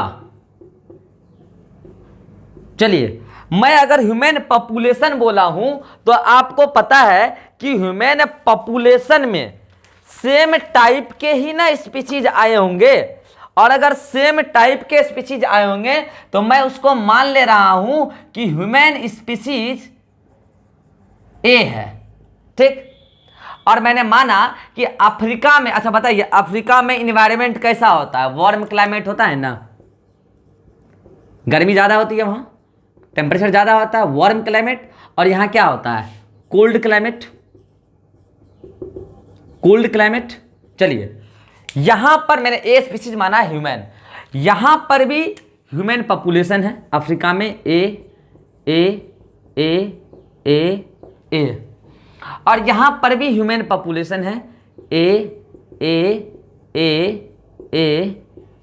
No doubt दोनों ह्यूमन पॉपुलेशन ही है, मगर यहां पर वार्म क्लाइमेट है, अलग क्लाइमेट है स्टूडेंट, और यहां पर भी अलग क्लाइमेट है स्टूडेंट।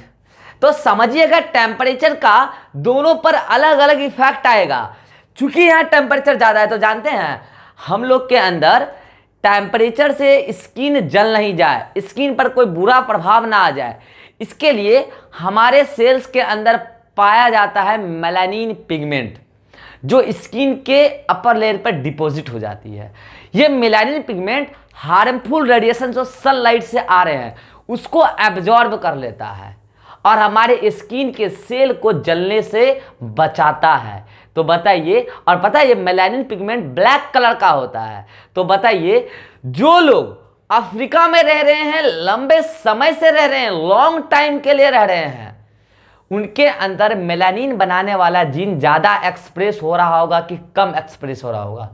ज्यादा एक्सप्रेस हो रहा होगा। लिखिए आप यहां पर, अफ्रीका वाले ह्यूमन पॉपुलेशन के पास हैव मोर मेलानिन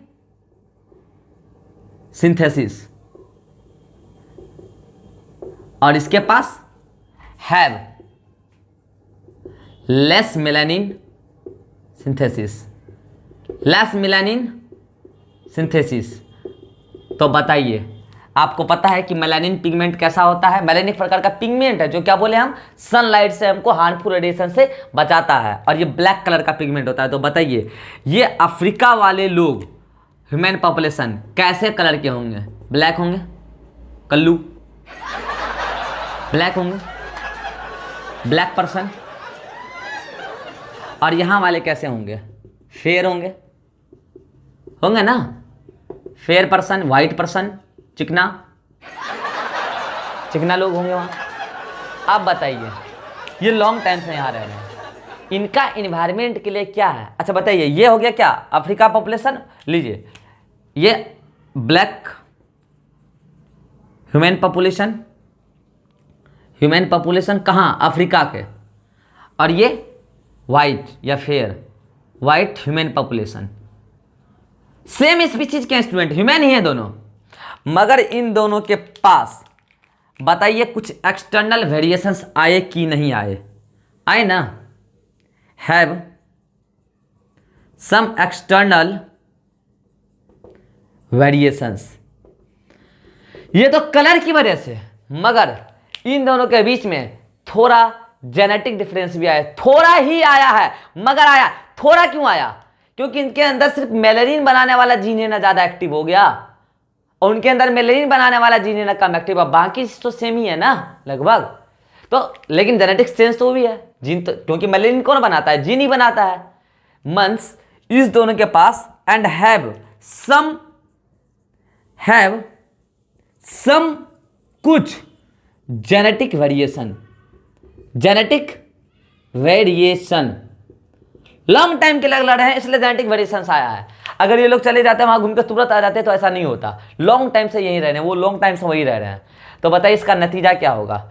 अगर सम एक्सटर्नल वेरिएशंस हैं और सम जेनेटिक वेरिएशंस हैं, तो जेनेटिक वेरिएशंस और सम जेनेटिक वेरिएशंस क्यों आया? Due to long time, due to long time, long time की वजह से आया। तो ऐसे पॉपुलेशन को आप बोलिएगा इको टाइप। बताइए, ये अगर यहां, ये अफ्रीका के लोग अगर यहां आ जाए ऑस्ट्रेलिया में, और अगर ऑस्ट्रेलिया के लोग आ जाए अफ्रीका में, ये लीजिए,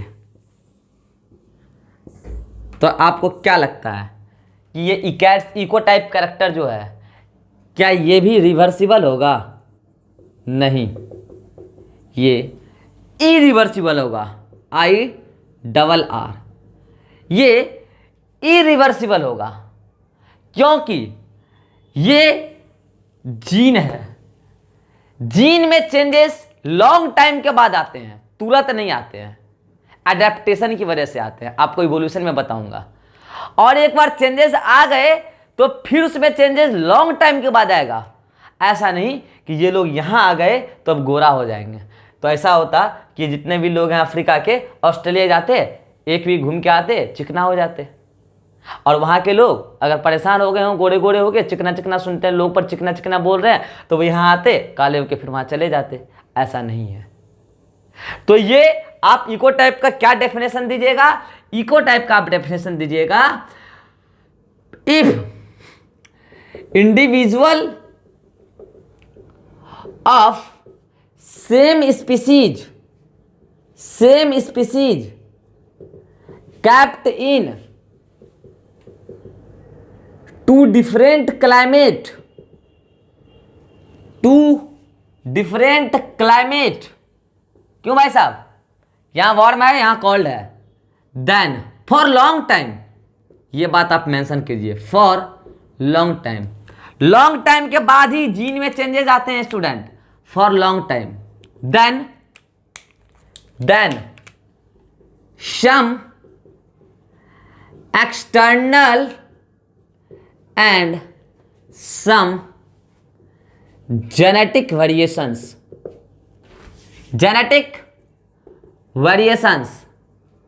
appears. These are known as ecotype या ब्रीड्स या races.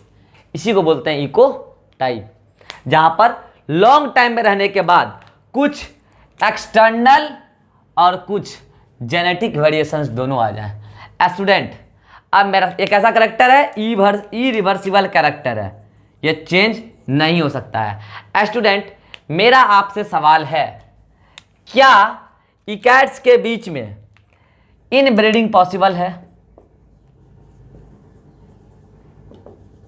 Inbreeding possible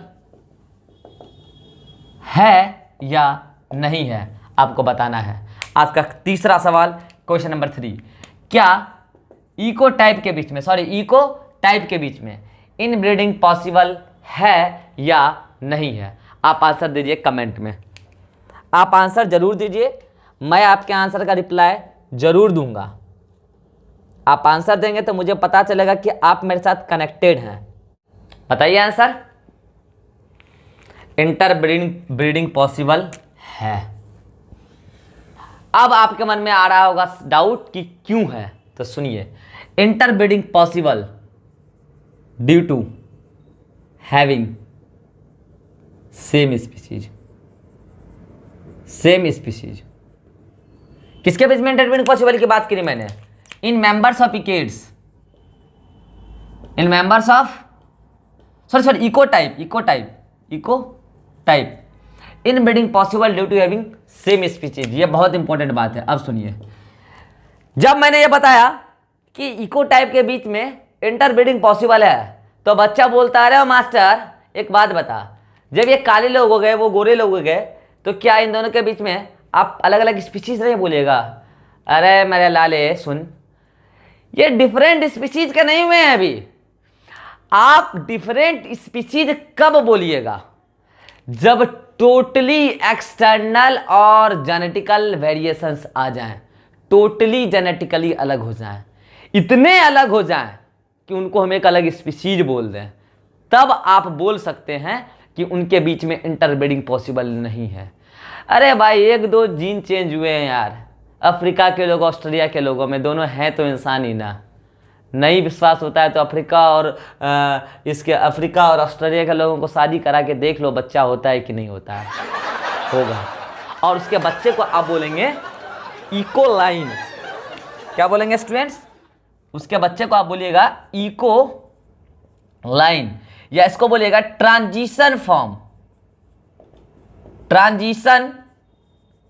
form of eco type.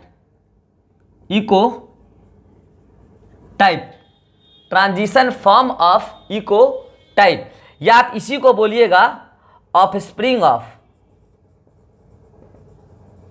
Eco type.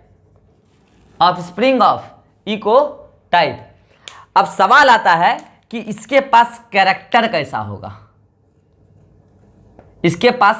कैसा होगा? अफ्रीका के जैसा या ऑस्ट्रेलिया के जैसा? तो आज का क्वेश्चन नंबर 4, आंसर दीजिए। अगर अफ्रीका और ऑस्ट्रेलिया दोनों आपस में इको टाइप हैं, इन दोनों के बीच में मैरिज हो जाए, शादी करा दिया जाए, तो इनके जो बच्चे आएंगे, चिंटू पप्पू जो भी है, वो जो भी आएंगे, उनके बीच में कैरेक्टर अफ्रीका के लोगों के जैसा होगा या ऑस्ट्रेलिया के लोगों के जैसा होगा? कुछ लोग सोच रहे हैं सर मम्मी कहाँ की थी, ऑस्ट्रेलिया की, पापा अफ्रीका के, तो जनरली तो ऐसा ही होगा। सोचिए उनके बीच में कैरेक्टर कैसा होगा, मम्मी के जैसा, पापा के जैसा? आप आंसर दीजिए, आपके आंसर का मैं रिप्लाई करूंगा। मेरा आंसर सुनिए। आंसर ये है कि कुछ कैरेक्टर अफ्रीका के जैसा होगा और कुछ कैरेक्टर ऑस्ट्रेलिया के जैसा होगा। मीन्स हैव, इको लाइन की बात कर रहा हूं मैं, have some character like African and some character like Australian. यह बात आपको जेनेटिक्स में पता चलेगी, क्योंकि कैरेक्टर्स जो हैं ये जीन से डिसाइड होता है। कुछ जीन इससे आएगा, मम्मी से, कुछ पापा से, तो कुछ ये एक्सप्रेस करेंगे, कुछ ये एक्सप्रेस करेंगे, तो बच्चे के अंदर दोनों का कैरेक्टर आएगा। तो इको लाइन क्या होता है, या फिर transition form of ecotype क्या होता है कि दो इको टाइप के मेंबर्स के बीच में हमने मैरिज करा दिया, उसका जो ऑफस्प्रिंग है वो इको लाइन है, उसके पास दोनों का कैरेक्टर होगा। इसको नोट कीजिए, फिर आपको 3 वर्ड और बताता हूं, इसको नोट कीजिए आप जल्दी से। वैसे आपको इसका PDF भी चला जाएगा, अगर नोट्स में कुछ नहीं हो तो आप इसको नोट्स में ऐड कर लीजिएगा पॉइंट को, इसको जल्दी से आप नोट कीजिए। यस स्टूडेंट, इतना बताने के बाद जब मैंने आपको इकैट्स बता दिया, इको टाइप बता दिया, तो आपको मैं एक वर्ड और बताता हूं, बायोटाइप। पहले मैं आपको बता रहा हूं कि अभी मैंने आपको 3 वर्ड जो बताया, क्या क्या बताया? एक बताया इकैट्स, एक बताया इको टाइप, और अभी एक बोल रहा हूं बायोटाइप। क्या बोल रहा हूं? बायोटाइप। सुनिएगा, इकैट्स को हम लोग क्या बोलते थे? इकोफिन्स या फिनोटाइप। इको टाइप को हम लोग क्या बोलते थे? ब्रीड्स या रेसेस। सुनिएगा, मैं बात कर रहा हूं कि किसमें इनब्रीडिंग पॉसिबल होगा और किसमें नहीं होगा। एक बात ये करूंगा और एक बात करूंगा कि किसमें कैसा चेंजेस है। सुनिएगा, इकैट्स में याद कीजिए सिर्फ सम एक्सटर्नल वेरिएशंस हुआ था, याद है? एक्सटर्नल वेरिएशंस, बाकी जेनेटिकली यहां पर कोई चेंजेस नहीं हुआ है। तो बताइए, यदि सिर्फ एक्सटर्नल वेरिएशंस हुआ है, जेनेटिकली कोई चेंज हुआ ही नहीं है, तो मेंबर्स तो सेम ही स्पीशीज के हैं ना, तो इंटरब्रीडिंग पॉसिबल होगा। नेक्स्ट आइए, इको टाइप। इको टाइप में कुछ एक्सटर्नल वेरिएशंस आए थे, ब्लैक एंड व्हाइट, कल्लू और चिकना, और ज्यादा नहीं, कुछ जेनेटिकल वेरिएशंस, कुछ जेनेटिकल वेरिएशंस। आप कुछ जेनेटिकल वेरिएशंस को क्या बोल सकते हैं? Internal variations. इंटरनल है ना, जेनेटिक्स तो अंदर का है ना, इंटरनल वेरिएशंस। बताइए, ज्यादा चेंजेस नहीं आए कि अलग स्पीशीज आप बोल रहे हैं, तो ब्रीडिंग, इंटरब्रीडिंग तो पॉसिबल है ना। आइए बायोटाइप। बायोटाइप में क्या होता है? सुनिएगा, totally external variations plus totally genetical variations. Genetical variations मतलब इंटरनल वेरिएशंस। बताइए, टोटली अलग हो गए जेनेटिकली और एक्सटर्नली, तो क्या अब वो सेम स्पीशीज के रह पाए? नहीं। मतलब individual of 2 different species are known as biotype. क्या उनके बीच में इंटरब्रीडिंग पॉसिबल है? नहीं है। बोले, बात क्लियर है? तो आप ये बात हमेशा ध्यान रखिएगा कि इकैट्स में चेंजेस सिर्फ एक्सटर्नल हुए हैं, इसलिए इंटरब्रीडिंग पॉसिबल है। इको टाइप में एक्सटर्नल और ज्यादा नहीं, सम, इसको आप अंडरलाइन कीजिए, ज्यादा नहीं, कुछ जेनेटिकल वेरिएशंस में, इसलिए उसमें भी इंटरब्रीडिंग पॉसिबल है। बायोटाइप में टोटली एक्सटर्नल और जेनेटिकल वेरिएशंस हो गए, इसीलिए उसमें इंटरब्रीडिंग पॉसिबल नहीं है। इसको आप नोट कीजिए, नोट्स में है, ये बात ऐड नहीं किया होगा, स्टार मार्क कर लीजिए नोट में, तब हम आगे बढ़ते हैं जल्दी से। यस स्टूडेंट, अब मैं आपको बता रहा हूं इकोलॉजिकल ऑर्डर का जो पहला टर्म था, याद कीजिए, ऑर्गेनिजम्स। कौन सा टर्म था? ऑर्गेनिज्म। मैं अब स्टार्ट कर रहा हूं आपको इकोलॉजिकल ऑर्डर का एक एक यूनिट पढ़ाना। चलिए, ऑर्गेनिज्म का डेफिनेशन मैंने क्या बताया था, आप खुद बताइए। ऑर्गेनिज्म का डेफिनेशन मैंने बताया था, इंडिविजुअल मतलब एक आदमी, एक मतलब member, individual of any species, of any species is known as organism. अब आपके सामने एक वर्ड आ गया, स्पीशीज। क्या वर्ड आ गया? स्पीशीज। तो पहले मुझे कोई भी बच्चा बताए कमेंट में आकर, व्हाट इज स्पीशीज। टर्म आया है स्पीशीज, तो बताए व्हाट इज स्पीशीज। स्पीशीज क्या है? कोई बच्चा कमेंट में नहीं बताएगा ऐसे करके, इंडिविजुअल ए, ये बी, आपस में इंटरब्रीडिंग कर पा रहे हैं तो सेम स्पीशीज को बोलेंगे घंटा। ऐसा नहीं बोलेंगे आप। मैं ये नहीं पूछ रहा हूं कि आप सेम स्पीशीज का कब बोलिएगा, आप ये बोलिए कि स्पीशीज क्या है। बताइए कमेंट में आप अपना आंसर, मैं रिप्लाई जरूर करूंगा। स्पीशीज क्या है आप आंसर बताइए, रिप्लाई करूंगा, मैं बता रहा हूं स्पीशीज। आप जब मेरा बायोलॉजिकल क्लासिफिकेशन का वीडियो लेक्चर देखिएगा तो मैं वहां पे आपको बताऊंगा इस दुनिया में जितने भी ऑर्गेनिज्म हैं, हमने मतलब साइंटिस्ट ने साइंटिस्ट ने इस सारे ऑर्गेनिज्म को स्टडी करने के लिए क्लासिफाई कर दिया और क्लासिफाई करके अलग अलग ग्रुप बना दिया, ऑर्गेनिज्म का ग्रुप। और पर्टिकुलर ग्रुप को हमने अलग अलग नाम दे दिया, उसको हम बोलते हैं टैक्सा, रैंक। मैं बताऊंगा टैक्सा और रैंक में क्या अंतर है, बायोलॉजिकल क्लासिफिकेशन पढ़ाऊंगा तो। उसी में से एक रैंक है स्पीशीज और सबसे छोटी रैंक है, सबसे छोटी यूनिट है क्लासिफिकेशन का, टैक्सोनॉमी का। मैं बताऊंगा आपको टैक्सोनॉमी में, ये देखिए ये टैक्सोनॉमिकल ऑर्डर मैं बता रहा हूं आपको, बस नाम लिख दे रहा हूं एक बार। टैक्सोनॉमिकल ऑर्डर, उसमें सबसे बड़ा जो होता है वो होता है किंगडम, फिर आता है फाइलम, फिर आता है क्लास, फिर आता है ऑर्डर, फिर आता है फैमिली, फिर आता है जीनस और फिर आता है स्पीशीज। ये अलग अलग टैक्सोनॉमिकल ऑर्डर है और उसका सबसे छोटा यूनिट, सबसे छोटी ऑर्डर स्पीशीज है। आप ये मत बोलिएगा ऑर्डर बीच में, ये खुद एक यूनिट है। ऑर्डर का मतलब क्या, इकाई समझिए आप। सबसे छोटी यूनिट जो है वो कौन है, स्पीशीज है। तो आप स्पीशीज को क्या बोलिएगा, आप खुद बताइए। इट इज स्मॉलेस्ट टैक्सोनॉमिकल, या फिर क्लासिफिकेशन में ही टैक्सोनॉमी आता है। बताऊंगा टैक्सोनॉमी क्या होता है। तो स्मॉलेस्ट टैक्सोनॉमिकल या फिर क्लासिफिकेशन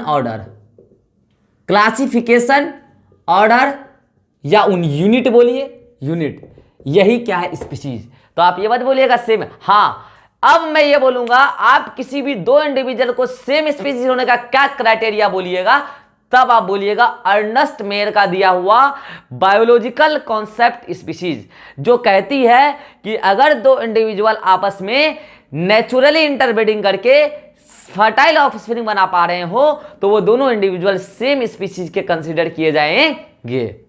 तो स्पीशीज क्या है ये मैंने आपको बताया कि it is smallest taxonomical order या क्लासिफिकेशन ऑर्डर या यूनिट। और इसी किसी भी स्पीशीज का इंडिविजुअल को हम क्या बोलते हैं, ऑर्गेनिज्म। तो ऑर्गेनिज्म कोई बहुत बड़ा चीज नहीं है।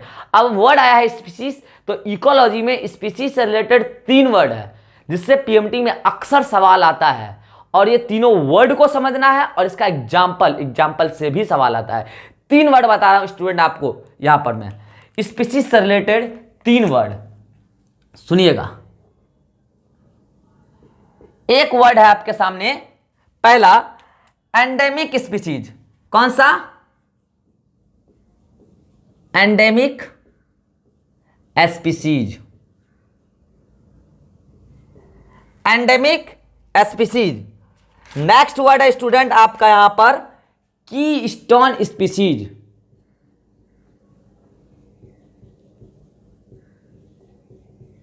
Keystone species.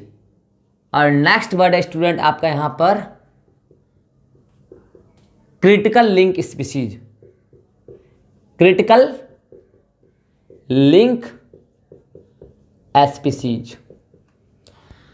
ये तीनों वर्ड स्टूडेंट बहुत इंपॉर्टेंट हैं और पीएमटी में से सवाल आता ही रहता है। 3 वर्ड है यहां पर, एंडेमिक स्पीशीज, कीस्टोन स्पीशीज और क्रिटिकल लिंक स्पीशीज। पहले तीनों का मतलब समझिए और एक एक करके आप इसका एग्जाम्पल समझिए। पहला वर्ड है एंडेमिक स्पीशीज, सुनिएगा। एंडेमिक स्पीशीज आप उस स्पीशीज को कहिएगा जो किसी पर्टिकुलर एरिया में ही सिर्फ मिलता हो। Species those are found only in a particular area, और जहां मिलता हो वहां उसकी कमी नहीं है। जिस एरिया में मिलता है वहां उसका मेंबर बहुत है, बहुत सारा, लेकिन वो वहां के अलावा और कहीं मिलता नहीं है नेचुरली। मैं इसका डेफिनेशन आपको क्या बोला एंडेमिक स्पीशीज का, दैट स्पीशीज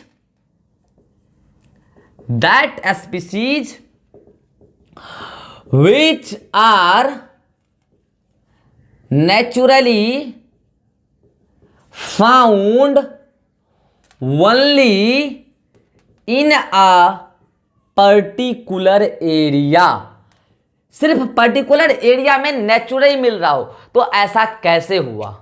जब इवोल्यूशन हुआ था तो ज्योग्राफिकल कंटिनेंट मतलब अलग अलग ज्योग्राफिकल एरिया डिवाइड हो गए थे, आइसोलेशन ड्रिफ्ट हो गया था, ऐसा कुछ हुआ था। तो वो पर्टिकुलर एरिया में ग्रो करने के लिए वहां अडेप्ट कर गए, अब वो वहीं ग्रो करते हैं और कहीं ग्रो नहीं कर पाते हैं। मैं आपको एग्जाम्पल बताता हूं, आइए ना, एग्जाम्पल से आप समझ जाइएगा। पहला एग्जाम्पल है इसका स्टूडेंट, कंगारू इन ऑस्ट्रेलिया। सुने हैं? मैं ब्लू कलर से लिखता हूं, आपको दिखेगा। Kangaroo in Australia, in Australia. दूसरा एग्जाम्पल में यदि मैं स्टूडेंट आपको इसका बताना चाहूं, एक जिम्नोस्पर्म का आप नाम सुने होंगे, मेटासिक्वा, SEQUOIA,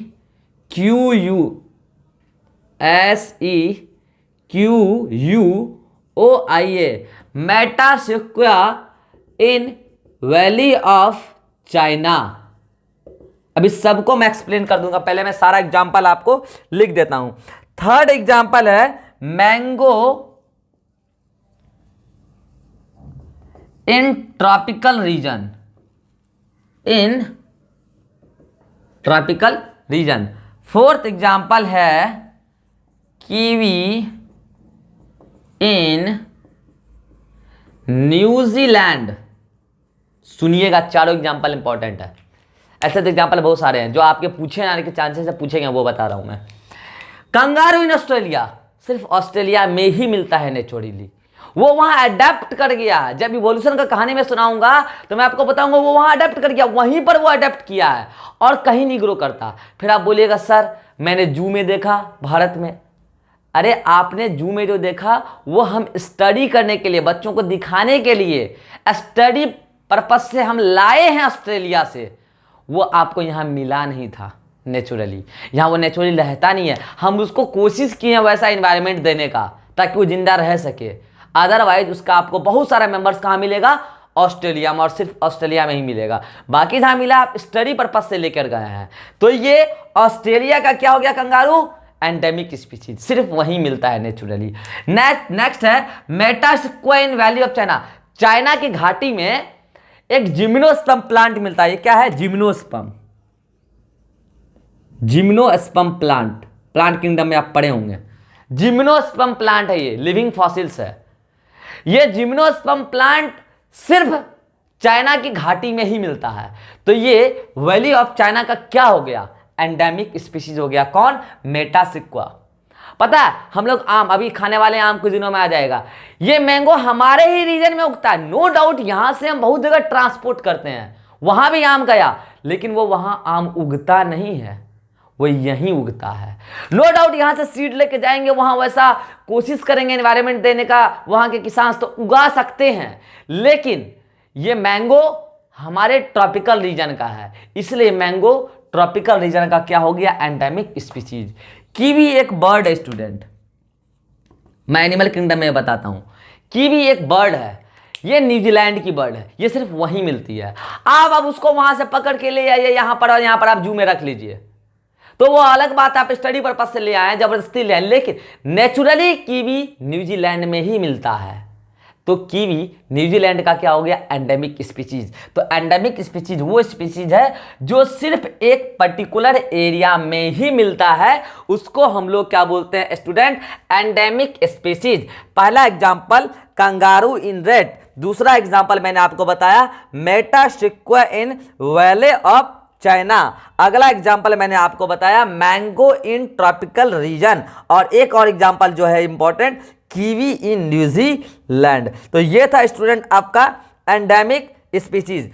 नेक्स्ट वर्ड है कीस्टोन स्पीशीज। सुनिएगा इसके बारे में क्या है पॉइंट। कीस्टोन मतलब की है ये। मैं आपको इकोसिस्टम बताऊंगा। इकोसिस्टम का वैसे सिंपल डेफिनेशन तो बता ही दिया हूं ना, कि वो फिजिकल एरिया जहां पर बायोटिक और एबायोटिक फैक्टर दोनों आपस में रहकर इंटरैक्ट कर रहे हों, वो एरिया इकोसिस्टम कहलाता है। उस एरिया का कोई डॉन होगा, कहते हैं ना एक इलाके का एक ही डॉन होता है, तो एक इकोसिस्टम का एक ही कीस्टोन स्पीशीज होगा जो उस पूरे इकोसिस्टम को रेगुलेट करता होगा।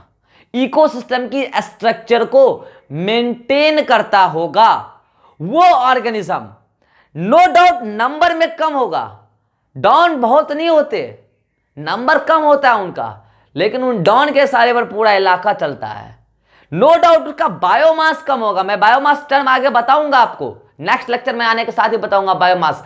बायोमास कम होगा मतलब वेट कम होगा, नो डाउट उसका नंबर कम होगा, मगर इकोसिस्टम पर उनका इन्फ्लुएंस काफी ज्यादा होगा, इकोसिस्टम के स्ट्रक्चर को मेंटेन करता होगा, कंट्रोल करता होगा, वो ऑर्गेनिज्म उस इकोसिस्टम का कीस्टोन स्पीशीज कहलाएगा स्टूडेंट।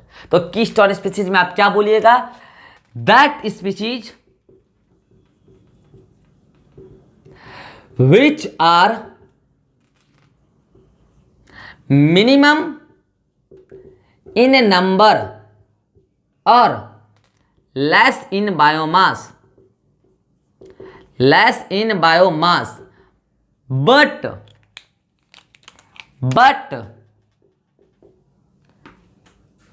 have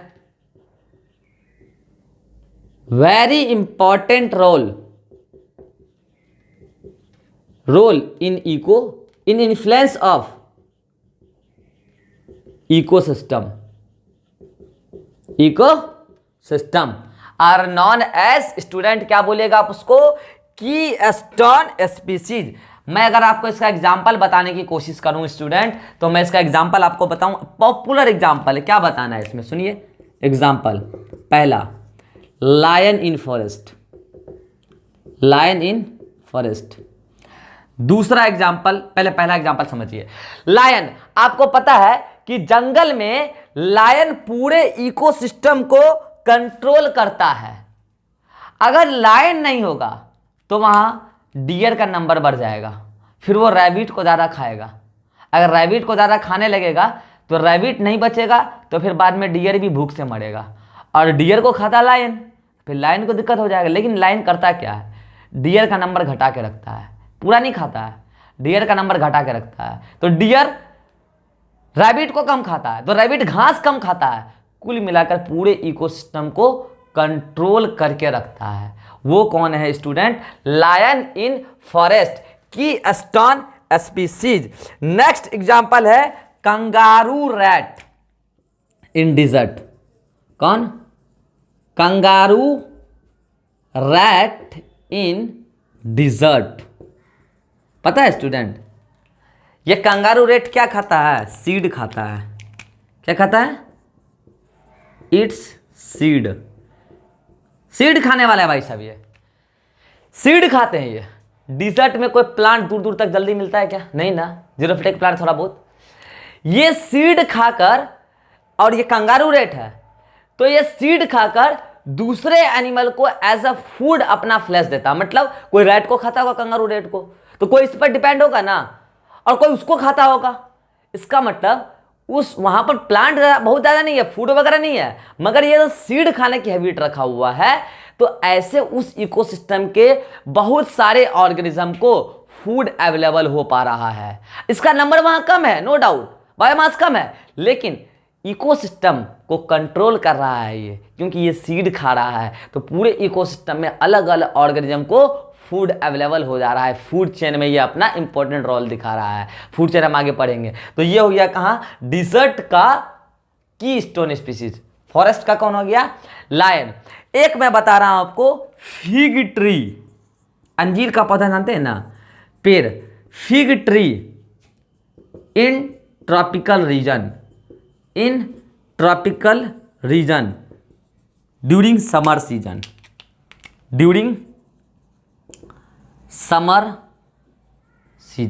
पता है, जब समर सीजन आता है तो वहां पर ट्रॉपिकल रीजन में सारे प्लांट का क्या होता है, शेडिंग हो जाता है। मतलब सारे पत्ते के लीफ वगैरह झड़ जाते हैं।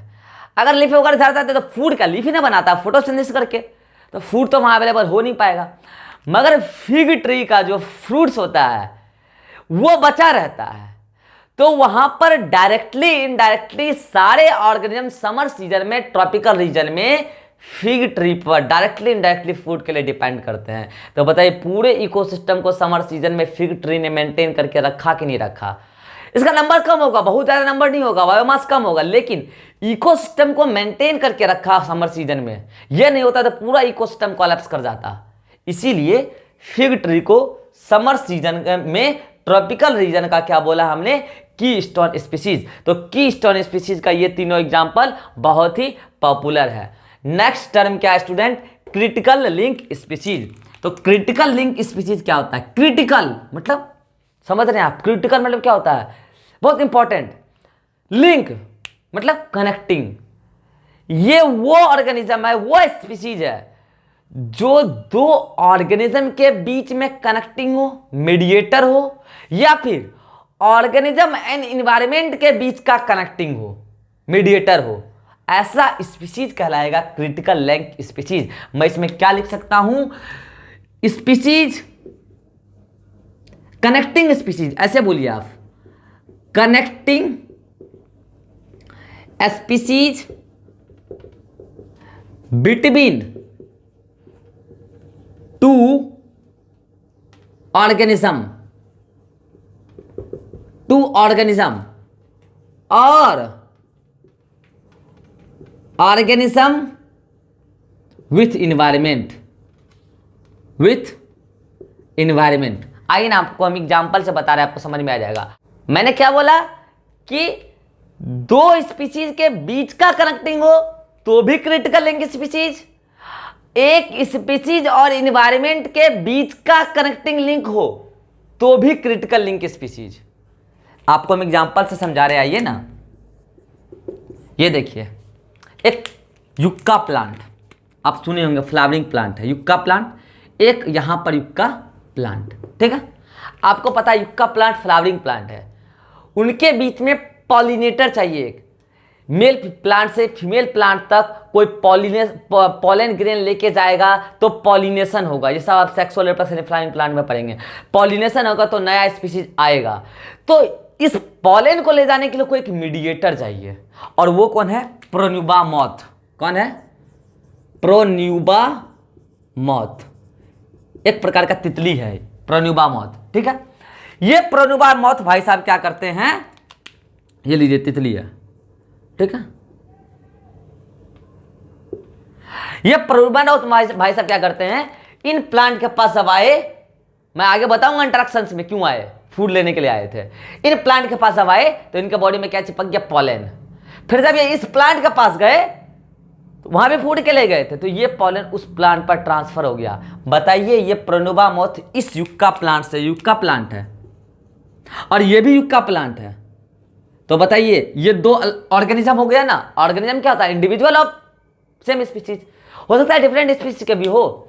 तो ये ऑर्गेनिज्म क्या है, दो सेम स्पीसीज का है, यहां से यहां तक गया ना लेकर, क्या, पॉलन।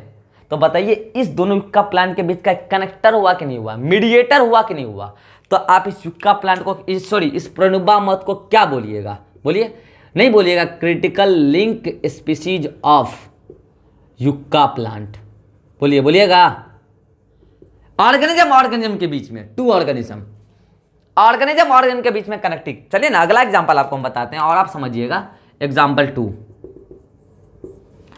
ये बड़ा प्लांट है, हायर प्लांट, ठीक है। ये लीजिए हायर प्लांट। आपको पता है कि हायर प्लांट के आसपास जो भी सॉइल होते हैं, सॉइल है, उस सॉइल में कौन पाया जाता है, ये लीजिए हायर प्लांट है। कौन है ये, हायर प्लांट। आपको पता है higher plant, angiosperm, higher plant. उसके नीचे मिलता है माइकोराइजा। कौन मिला यहां पर, माइकोराइजल फंजाई, माइकोराइजल फंजाई, ठीक है। सुनिएगा इसका क्या काम है। माइकोराइजल फंजाई क्या करता है, यहां जो इन्वायरमेंट है, मतलब सॉइल है, इन्वायरमेंट बोलिए आप उसको, और यहां जो हायर प्लांट है, क्या ऑर्गेनिज्म हुआ ना एक प्रकार का। सुनिएगा क्या करता है ये माइकोराइजल फंजाई, क्या करता है, इस सॉइल से मिनरल्स को एब्जॉर्ब करके प्लांट को दे देता है, और प्लांट उसका बदले में खाना बना के उसको दे देता है। तो बताइए इन्वायरमेंट से सॉइल से इन्वायरमेंट से मिनरल्स को लेकर प्लांट को देने का काम कौन कर रहा है? Mycorrhizal fungi. तो बताइए ये माइकोराइजल फंजाई इन्वायरमेंट और हायर प्लांट को कनेक्ट कर रहा है कि नहीं कर रहा है? तो क्या आप इस माइकोराइजल फंजाई को connecting link species of higher plant नहीं बोल सकते हैं क्या? ऐसे भी बोल सकते हैं connecting link species of higher plant and environment. किसको कनेक्ट कर रहा है? हायर प्लांट को कनेक्ट कर रहा है। किससे? इन्वायरमेंट से। तो आगे बोल सकते हैं। और एग्जांपल आपको हम बताते हैं। इतना आप पहले नोट कीजिए, इतना नोट कीजिए, फिर आपको हम नेक्स्ट बताते हैं। जल्दी से इसको नोट कीजिएगा खट से। यस स्टूडेंट, तो मैंने आपको क्रिटिकल लिंक स्पीसीज का 2 एग्जांपल बताया, तीसरा एग्जांपल बता रहा हूं, सुनिएगा। तीसरा एग्जांपल बताने से पहले मैं आपको कुछ बात बता रहा हूं, सुनिएगा। ये प्लांट क्या है? प्रोड्यूसर है, मतलब ये फूड बनाता है सबके लिए। ये क्या है? प्रोड्यूसर है, ठीक। प्लांट को कौन खाता है? रैबिट, डियर, काऊ, बफेलो। रैबिट खाया इसको, मान लीजिए, काऊ खाया इसको। मैं फूड चेन बताऊंगा आगे, उसी का एक एग्जांपल ले रहा हूं। रैबिट और काऊ ने क्या खाया? प्लांट को खाया, मतलब प्रोड्यूसर को खाया। प्लांट को खाने वाले क्या कहलाते हैं? हर्बीवोर। क्या कहलाते हैं? हर्बीवोर। और इस रैबिट वगैरह को किसने खाया? डियर, डियर, फॉक्स, ये सब खाया। जो इस हर्बीवोर को खाते हैं वो कहलाते हैं कार्निवोर। क्या कहलाएंगे? कार्निवोर। और इन सबको खाने वाला कौन है वहां? डॉन, लायन, वो कहलाएगा टॉप कार्निवोर। क्या कहलाएगा? Top carnivore. सुनिएगा, एक बात बताइए, ये प्रोड्यूसर खाना कैसे बनाया? जब इन्वायरमेंट से ये कुछ लिया फोटोसिंथेसिस करके ना, इन्वायरमेंट से CO2 और वाटर लेगा, तब ये फूड बनाएगा, तभी ना इसको ये खाना बना के इसको दे पाएगा। तो बताइए, क्या आप इस प्रोड्यूसर्स को हर्बीवोर का कनेक्टिंग लिंक बोल सकते हैं? कैसे? ये प्रोड्यूसर इन्वायरमेंट से लिया कोई चीज और खाना बनाया और इसको खाना दिया बनाकर। तो बताइए, ये हर्बीवोर जो इन्वायरमेंट से कनेक्ट हुआ, उसके बीच में ये आया कि नहीं आया? तो आप अगला एग्जांपल कनेक्टिंग लिंक स्पीसीज का नहीं बोलिएगा कि producer is connecting link species of herbivore. बोलिए, बोलिएगा। बी छूट गया यहाँ पे, हर्बीवोर। अच्छा चलिए एक बात बताइए, हर्बीवोर ने प्लांट खाया तो हर्बीवोर को कार्निवोर ने खाया। तो कार्निवोर को जो फूड मिला, क्योंकि ये प्लांट नहीं खाता है, तो ये कार्निवोर को जो फूड मिला वो क्या खाया? हर्बीवोर। तो हर्बीवोर ने खाया था प्रोड्यूसर्स को। तो बताइए, इसको फूड जो मिला हर्बीवोर के थ्रू मिला ना, मतलब इन दोनों के बीच में कौन आ गया मीडिएटर? हर्बीवोर नहीं आ गया। तो क्या आप अगला एग्जाम्पल ये आराम से नहीं बोल सकते हैं कि herbivore is connecting link species of carnivore? बोलिए, ऐसा नहीं बोल सकते हैं? बोलिए, क्योंकि हर्बीवोर ने ही ना इसका खाना खाया तो इसको ये खाया, तो इन दोनों को कनेक्ट किसने किया? ये अगर नहीं खाता तो इसको खाना नहीं मिलता। तो आपको ऐसे ऐसे कई सारे एग्जाम्पल आप बना सकते हैं फूड चेन से।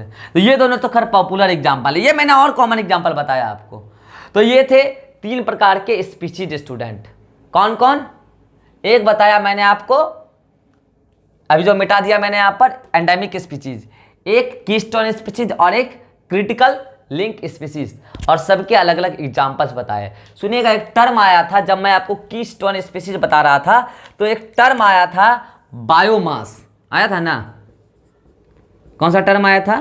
बायोमास। सुनिएगा, बायोमास 2 प्रकार का होता है। एक होता है फ्रेश वेट, बायोमास क्या वेट ही है। एक होता है फ्रेश वेट और एक होता है ड्राई वेट। क्या होता है? Dry weight. सुनिएगा, फ्रेश वेट में क्या है? फ्रेश वेट में ऑर्गेनिज्म का organic plus inorganic content plus water है। क्या है? Inorganic material, organic, inorganic material और वाटर। लेकिन जब हम इस वाटर को वेपराइज कर दें तो वाटर को वेपराइज करने के बाद सिर्फ क्या बचेगा बताइए? ऑर्गेनिक मटेरियल और क्या बचेगा? Inorganic material. इसी को हम लोग क्या बोलते हैं? Dry weight. सूख गया मतलब वाटर को उड़ा दिया। तो डिफरेंस किस चीज का है? वाटर का। वाटर के साथ अगर आप किसी का वेट कर रहे हैं तो वो क्या होगा? Fresh wait. और वाटर उड़ाकर आप वेट कर रहे हैं तो वो क्या होगा? Dry wait. फॉर एग्जाम्पल आपने किसी ह्यूमन का फ्रेश वेट निकाला, ठीक है? उसका 40 केजी आया, सॉरी 100 केजी मानिए, ठीक है? 100 केजी आया। लेकिन जब आपने उसका सारा वाटर वेपराइज कर दिया डेड बॉडी का, सपोज दैट, तो आपको कितना वेट मिला उसका? उसी ह्यूमन का आपको 40 केजी मिला। तो क्या हुआ? इसका मतलब 60 केजी क्या था? वाटर था। वाटर को सिर्फ वेपराइज किया है, तब जो वेट आपको मिला वो क्या है? Dry wait. फॉर एग्जाम्पल आपने एक और एग्जाम्पल लीजिए। आपने एक लीफ लिया, ठीक है? ये लीफ 50 ग्राम का था, ठीक है? लेकिन जब आपने इस लीफ का सारा वाटर वेपराइज कर दिया तब आपको जो मिला ऑर्गेनिक और इनऑर्गेनिक मटेरियल, तब आपका लीफ का वेट कितना आया? 5 ग्राम मात्र। तो वो क्या था? आपका ड्राई वेट। मतलब वाटर को वेपराइज कर देने के बाद जो भी बचा वो क्या है? Dry weight. आपको पता है ड्राई वेट का वैल्यू हमेशा कम आएगा और फ्रेश वेट का वैल्यू हमेशा ज्यादा आएगा। बताइए किस पर सीजनल वेरिएशंस का कोई इफेक्ट नहीं होगा और किस पर सीजनल वेरिएशंस का इफेक्ट होगा? कमेंट में आंसर बताइए। फ्रेश वेट और ड्राई वेट में किसमें सीजनल वेरिएशंस, मतलब कभी बरसात आता है, कभी गर्मी आता है, कभी ठंड, किसमें सीजनल वेरिएशंस का इफेक्ट होगा और किसमें सीजनल वेरिएशंस का इफेक्ट नहीं होगा? कमेंट में बताइए आंसर, मैं आपके आंसर का रिप्लाई करूंगा। सुनिए, फ्रेश वेट है ना, तो उसमें वाटर भी है। तो आपको पता है समर में बॉडी से वाटर वेपराइज हो जाता है और कोल्ड सीजन में वाटर बॉडी में हमारे अंदर कंजर्व रहता है किसी भी ऑर्गेनिज्म में। इसका मतलब ठंडी के दिनों में उसी ऑर्गेनिज्म का वेट ज्यादा आएगा, जबकि गर्मी के दिनों में उसी ऑर्गेनिज्म का वेट कम होगा। Means fresh weight have variations, have effect of, ऐसे लिखिए, have effect of seasonal variations. Seasonal variations मतलब इसका वैल्यू क्या होगा? फ्लक्चुएट करेगा सीजनल वेरिएशंस की वजह से। जबकि dry weight have don't effect of, ऐसे लेकिन हैव डोंट नहीं, have not effect of seasonal variations. Seasonal variations. आप ही बताइए, हम जब इकोलॉजी में बायोमास कैलकुलेट करेंगे, बताए थे ना कि अभी बताए थे कीस्टोन स्पीशीज का बायोमास कम होता है। हम जो बायोमास कैलकुलेट करेंगे, क्या मोर एक्यूरेट वैल्यू क्या होगा? ड्राई वेट या फ्रेश वेट? बताइए आंसर में, कमेंट में बताइए। मोर एक्यूरेट वैल्यू हमारे कैलकुलेशन के लिए क्या होगा? फ्रेश वेट या ड्राई वेट? पता है स्टूडेंट्स, मोर एक्यूरेट वैल्यू क्या होगा? Dry weight. क्यों? क्योंकि इसके पास सीजनल वेरिएशंस नहीं है। So it is more accurate for calculation, क्योंकि इसका वैल्यू फ्लक्चुएट नहीं करेगा, सारे सीजन में एक ही जैसा आएगा। अच्छा, हम लोग बायोमास निकालते हैं कैसे, आपको हम ये भी बताते हैं। यूनिट एरिया मेथड से। कैसे निकालते हैं? यूनिट एरिया मेथड से। मानिए ये 10x10 का एक एरिया ले मैंने, ठीक है? 10x10 का 10 मीटर स्क्वायर 10 मीटर स्क्वायर, ठीक है? एक एरिया लिया। यूनिट एरिया मेथड से हम लोग कैलकुलेट करते हैं। किससे? यूनिट एरिया मेथड 10x10 का लिए, ठीक है? अब सपोज कीजिए कि इसमें एक लायन था, ठीक है? एक लायन था, इसमें 100,000 मान लीजिए 1000 रैबिट था, ठीक है? और मान लीजिए कि इसमें 50 डियर था, ठीक है? अब मैं अगर बात करूं ड्राई वेट की, तो एक लायन का जो ड्राई वेट आया था, एक लायन का ड्राई वेट 300 किलो आया था, ठीक है। और मैं एक रैबिट का अगर बात करूं, वन लायन बोल रहा हूं मैं, अगर मैं एक रैबिट का बात करूं तो एक रैबिट का हमको मिला था ड्राई वेट 50 केजी, ठीक है। और एक रैबिट का जो हम लोग को मिला, एक डियर का जो हम लोग को मिला था, वन डियर का जो हम लोग को ड्राई वेट मिला था, वो मिला था हम लोग को 100 केजी, ठीक है। तो आप बताइए बायोमास का आप यहां पे सीक्वेंस क्या बताइएगा? जाहिर सी बात है एक लायन का 300 किलो आ सकता है, कोई बड़ा बात नहीं है। और एक रैबिट का 50 केजी, एक रैबिट का आ सकता है, कोई बड़ा बात नहीं है, बड़ा रैबिट होना चाहिए, ठीक है।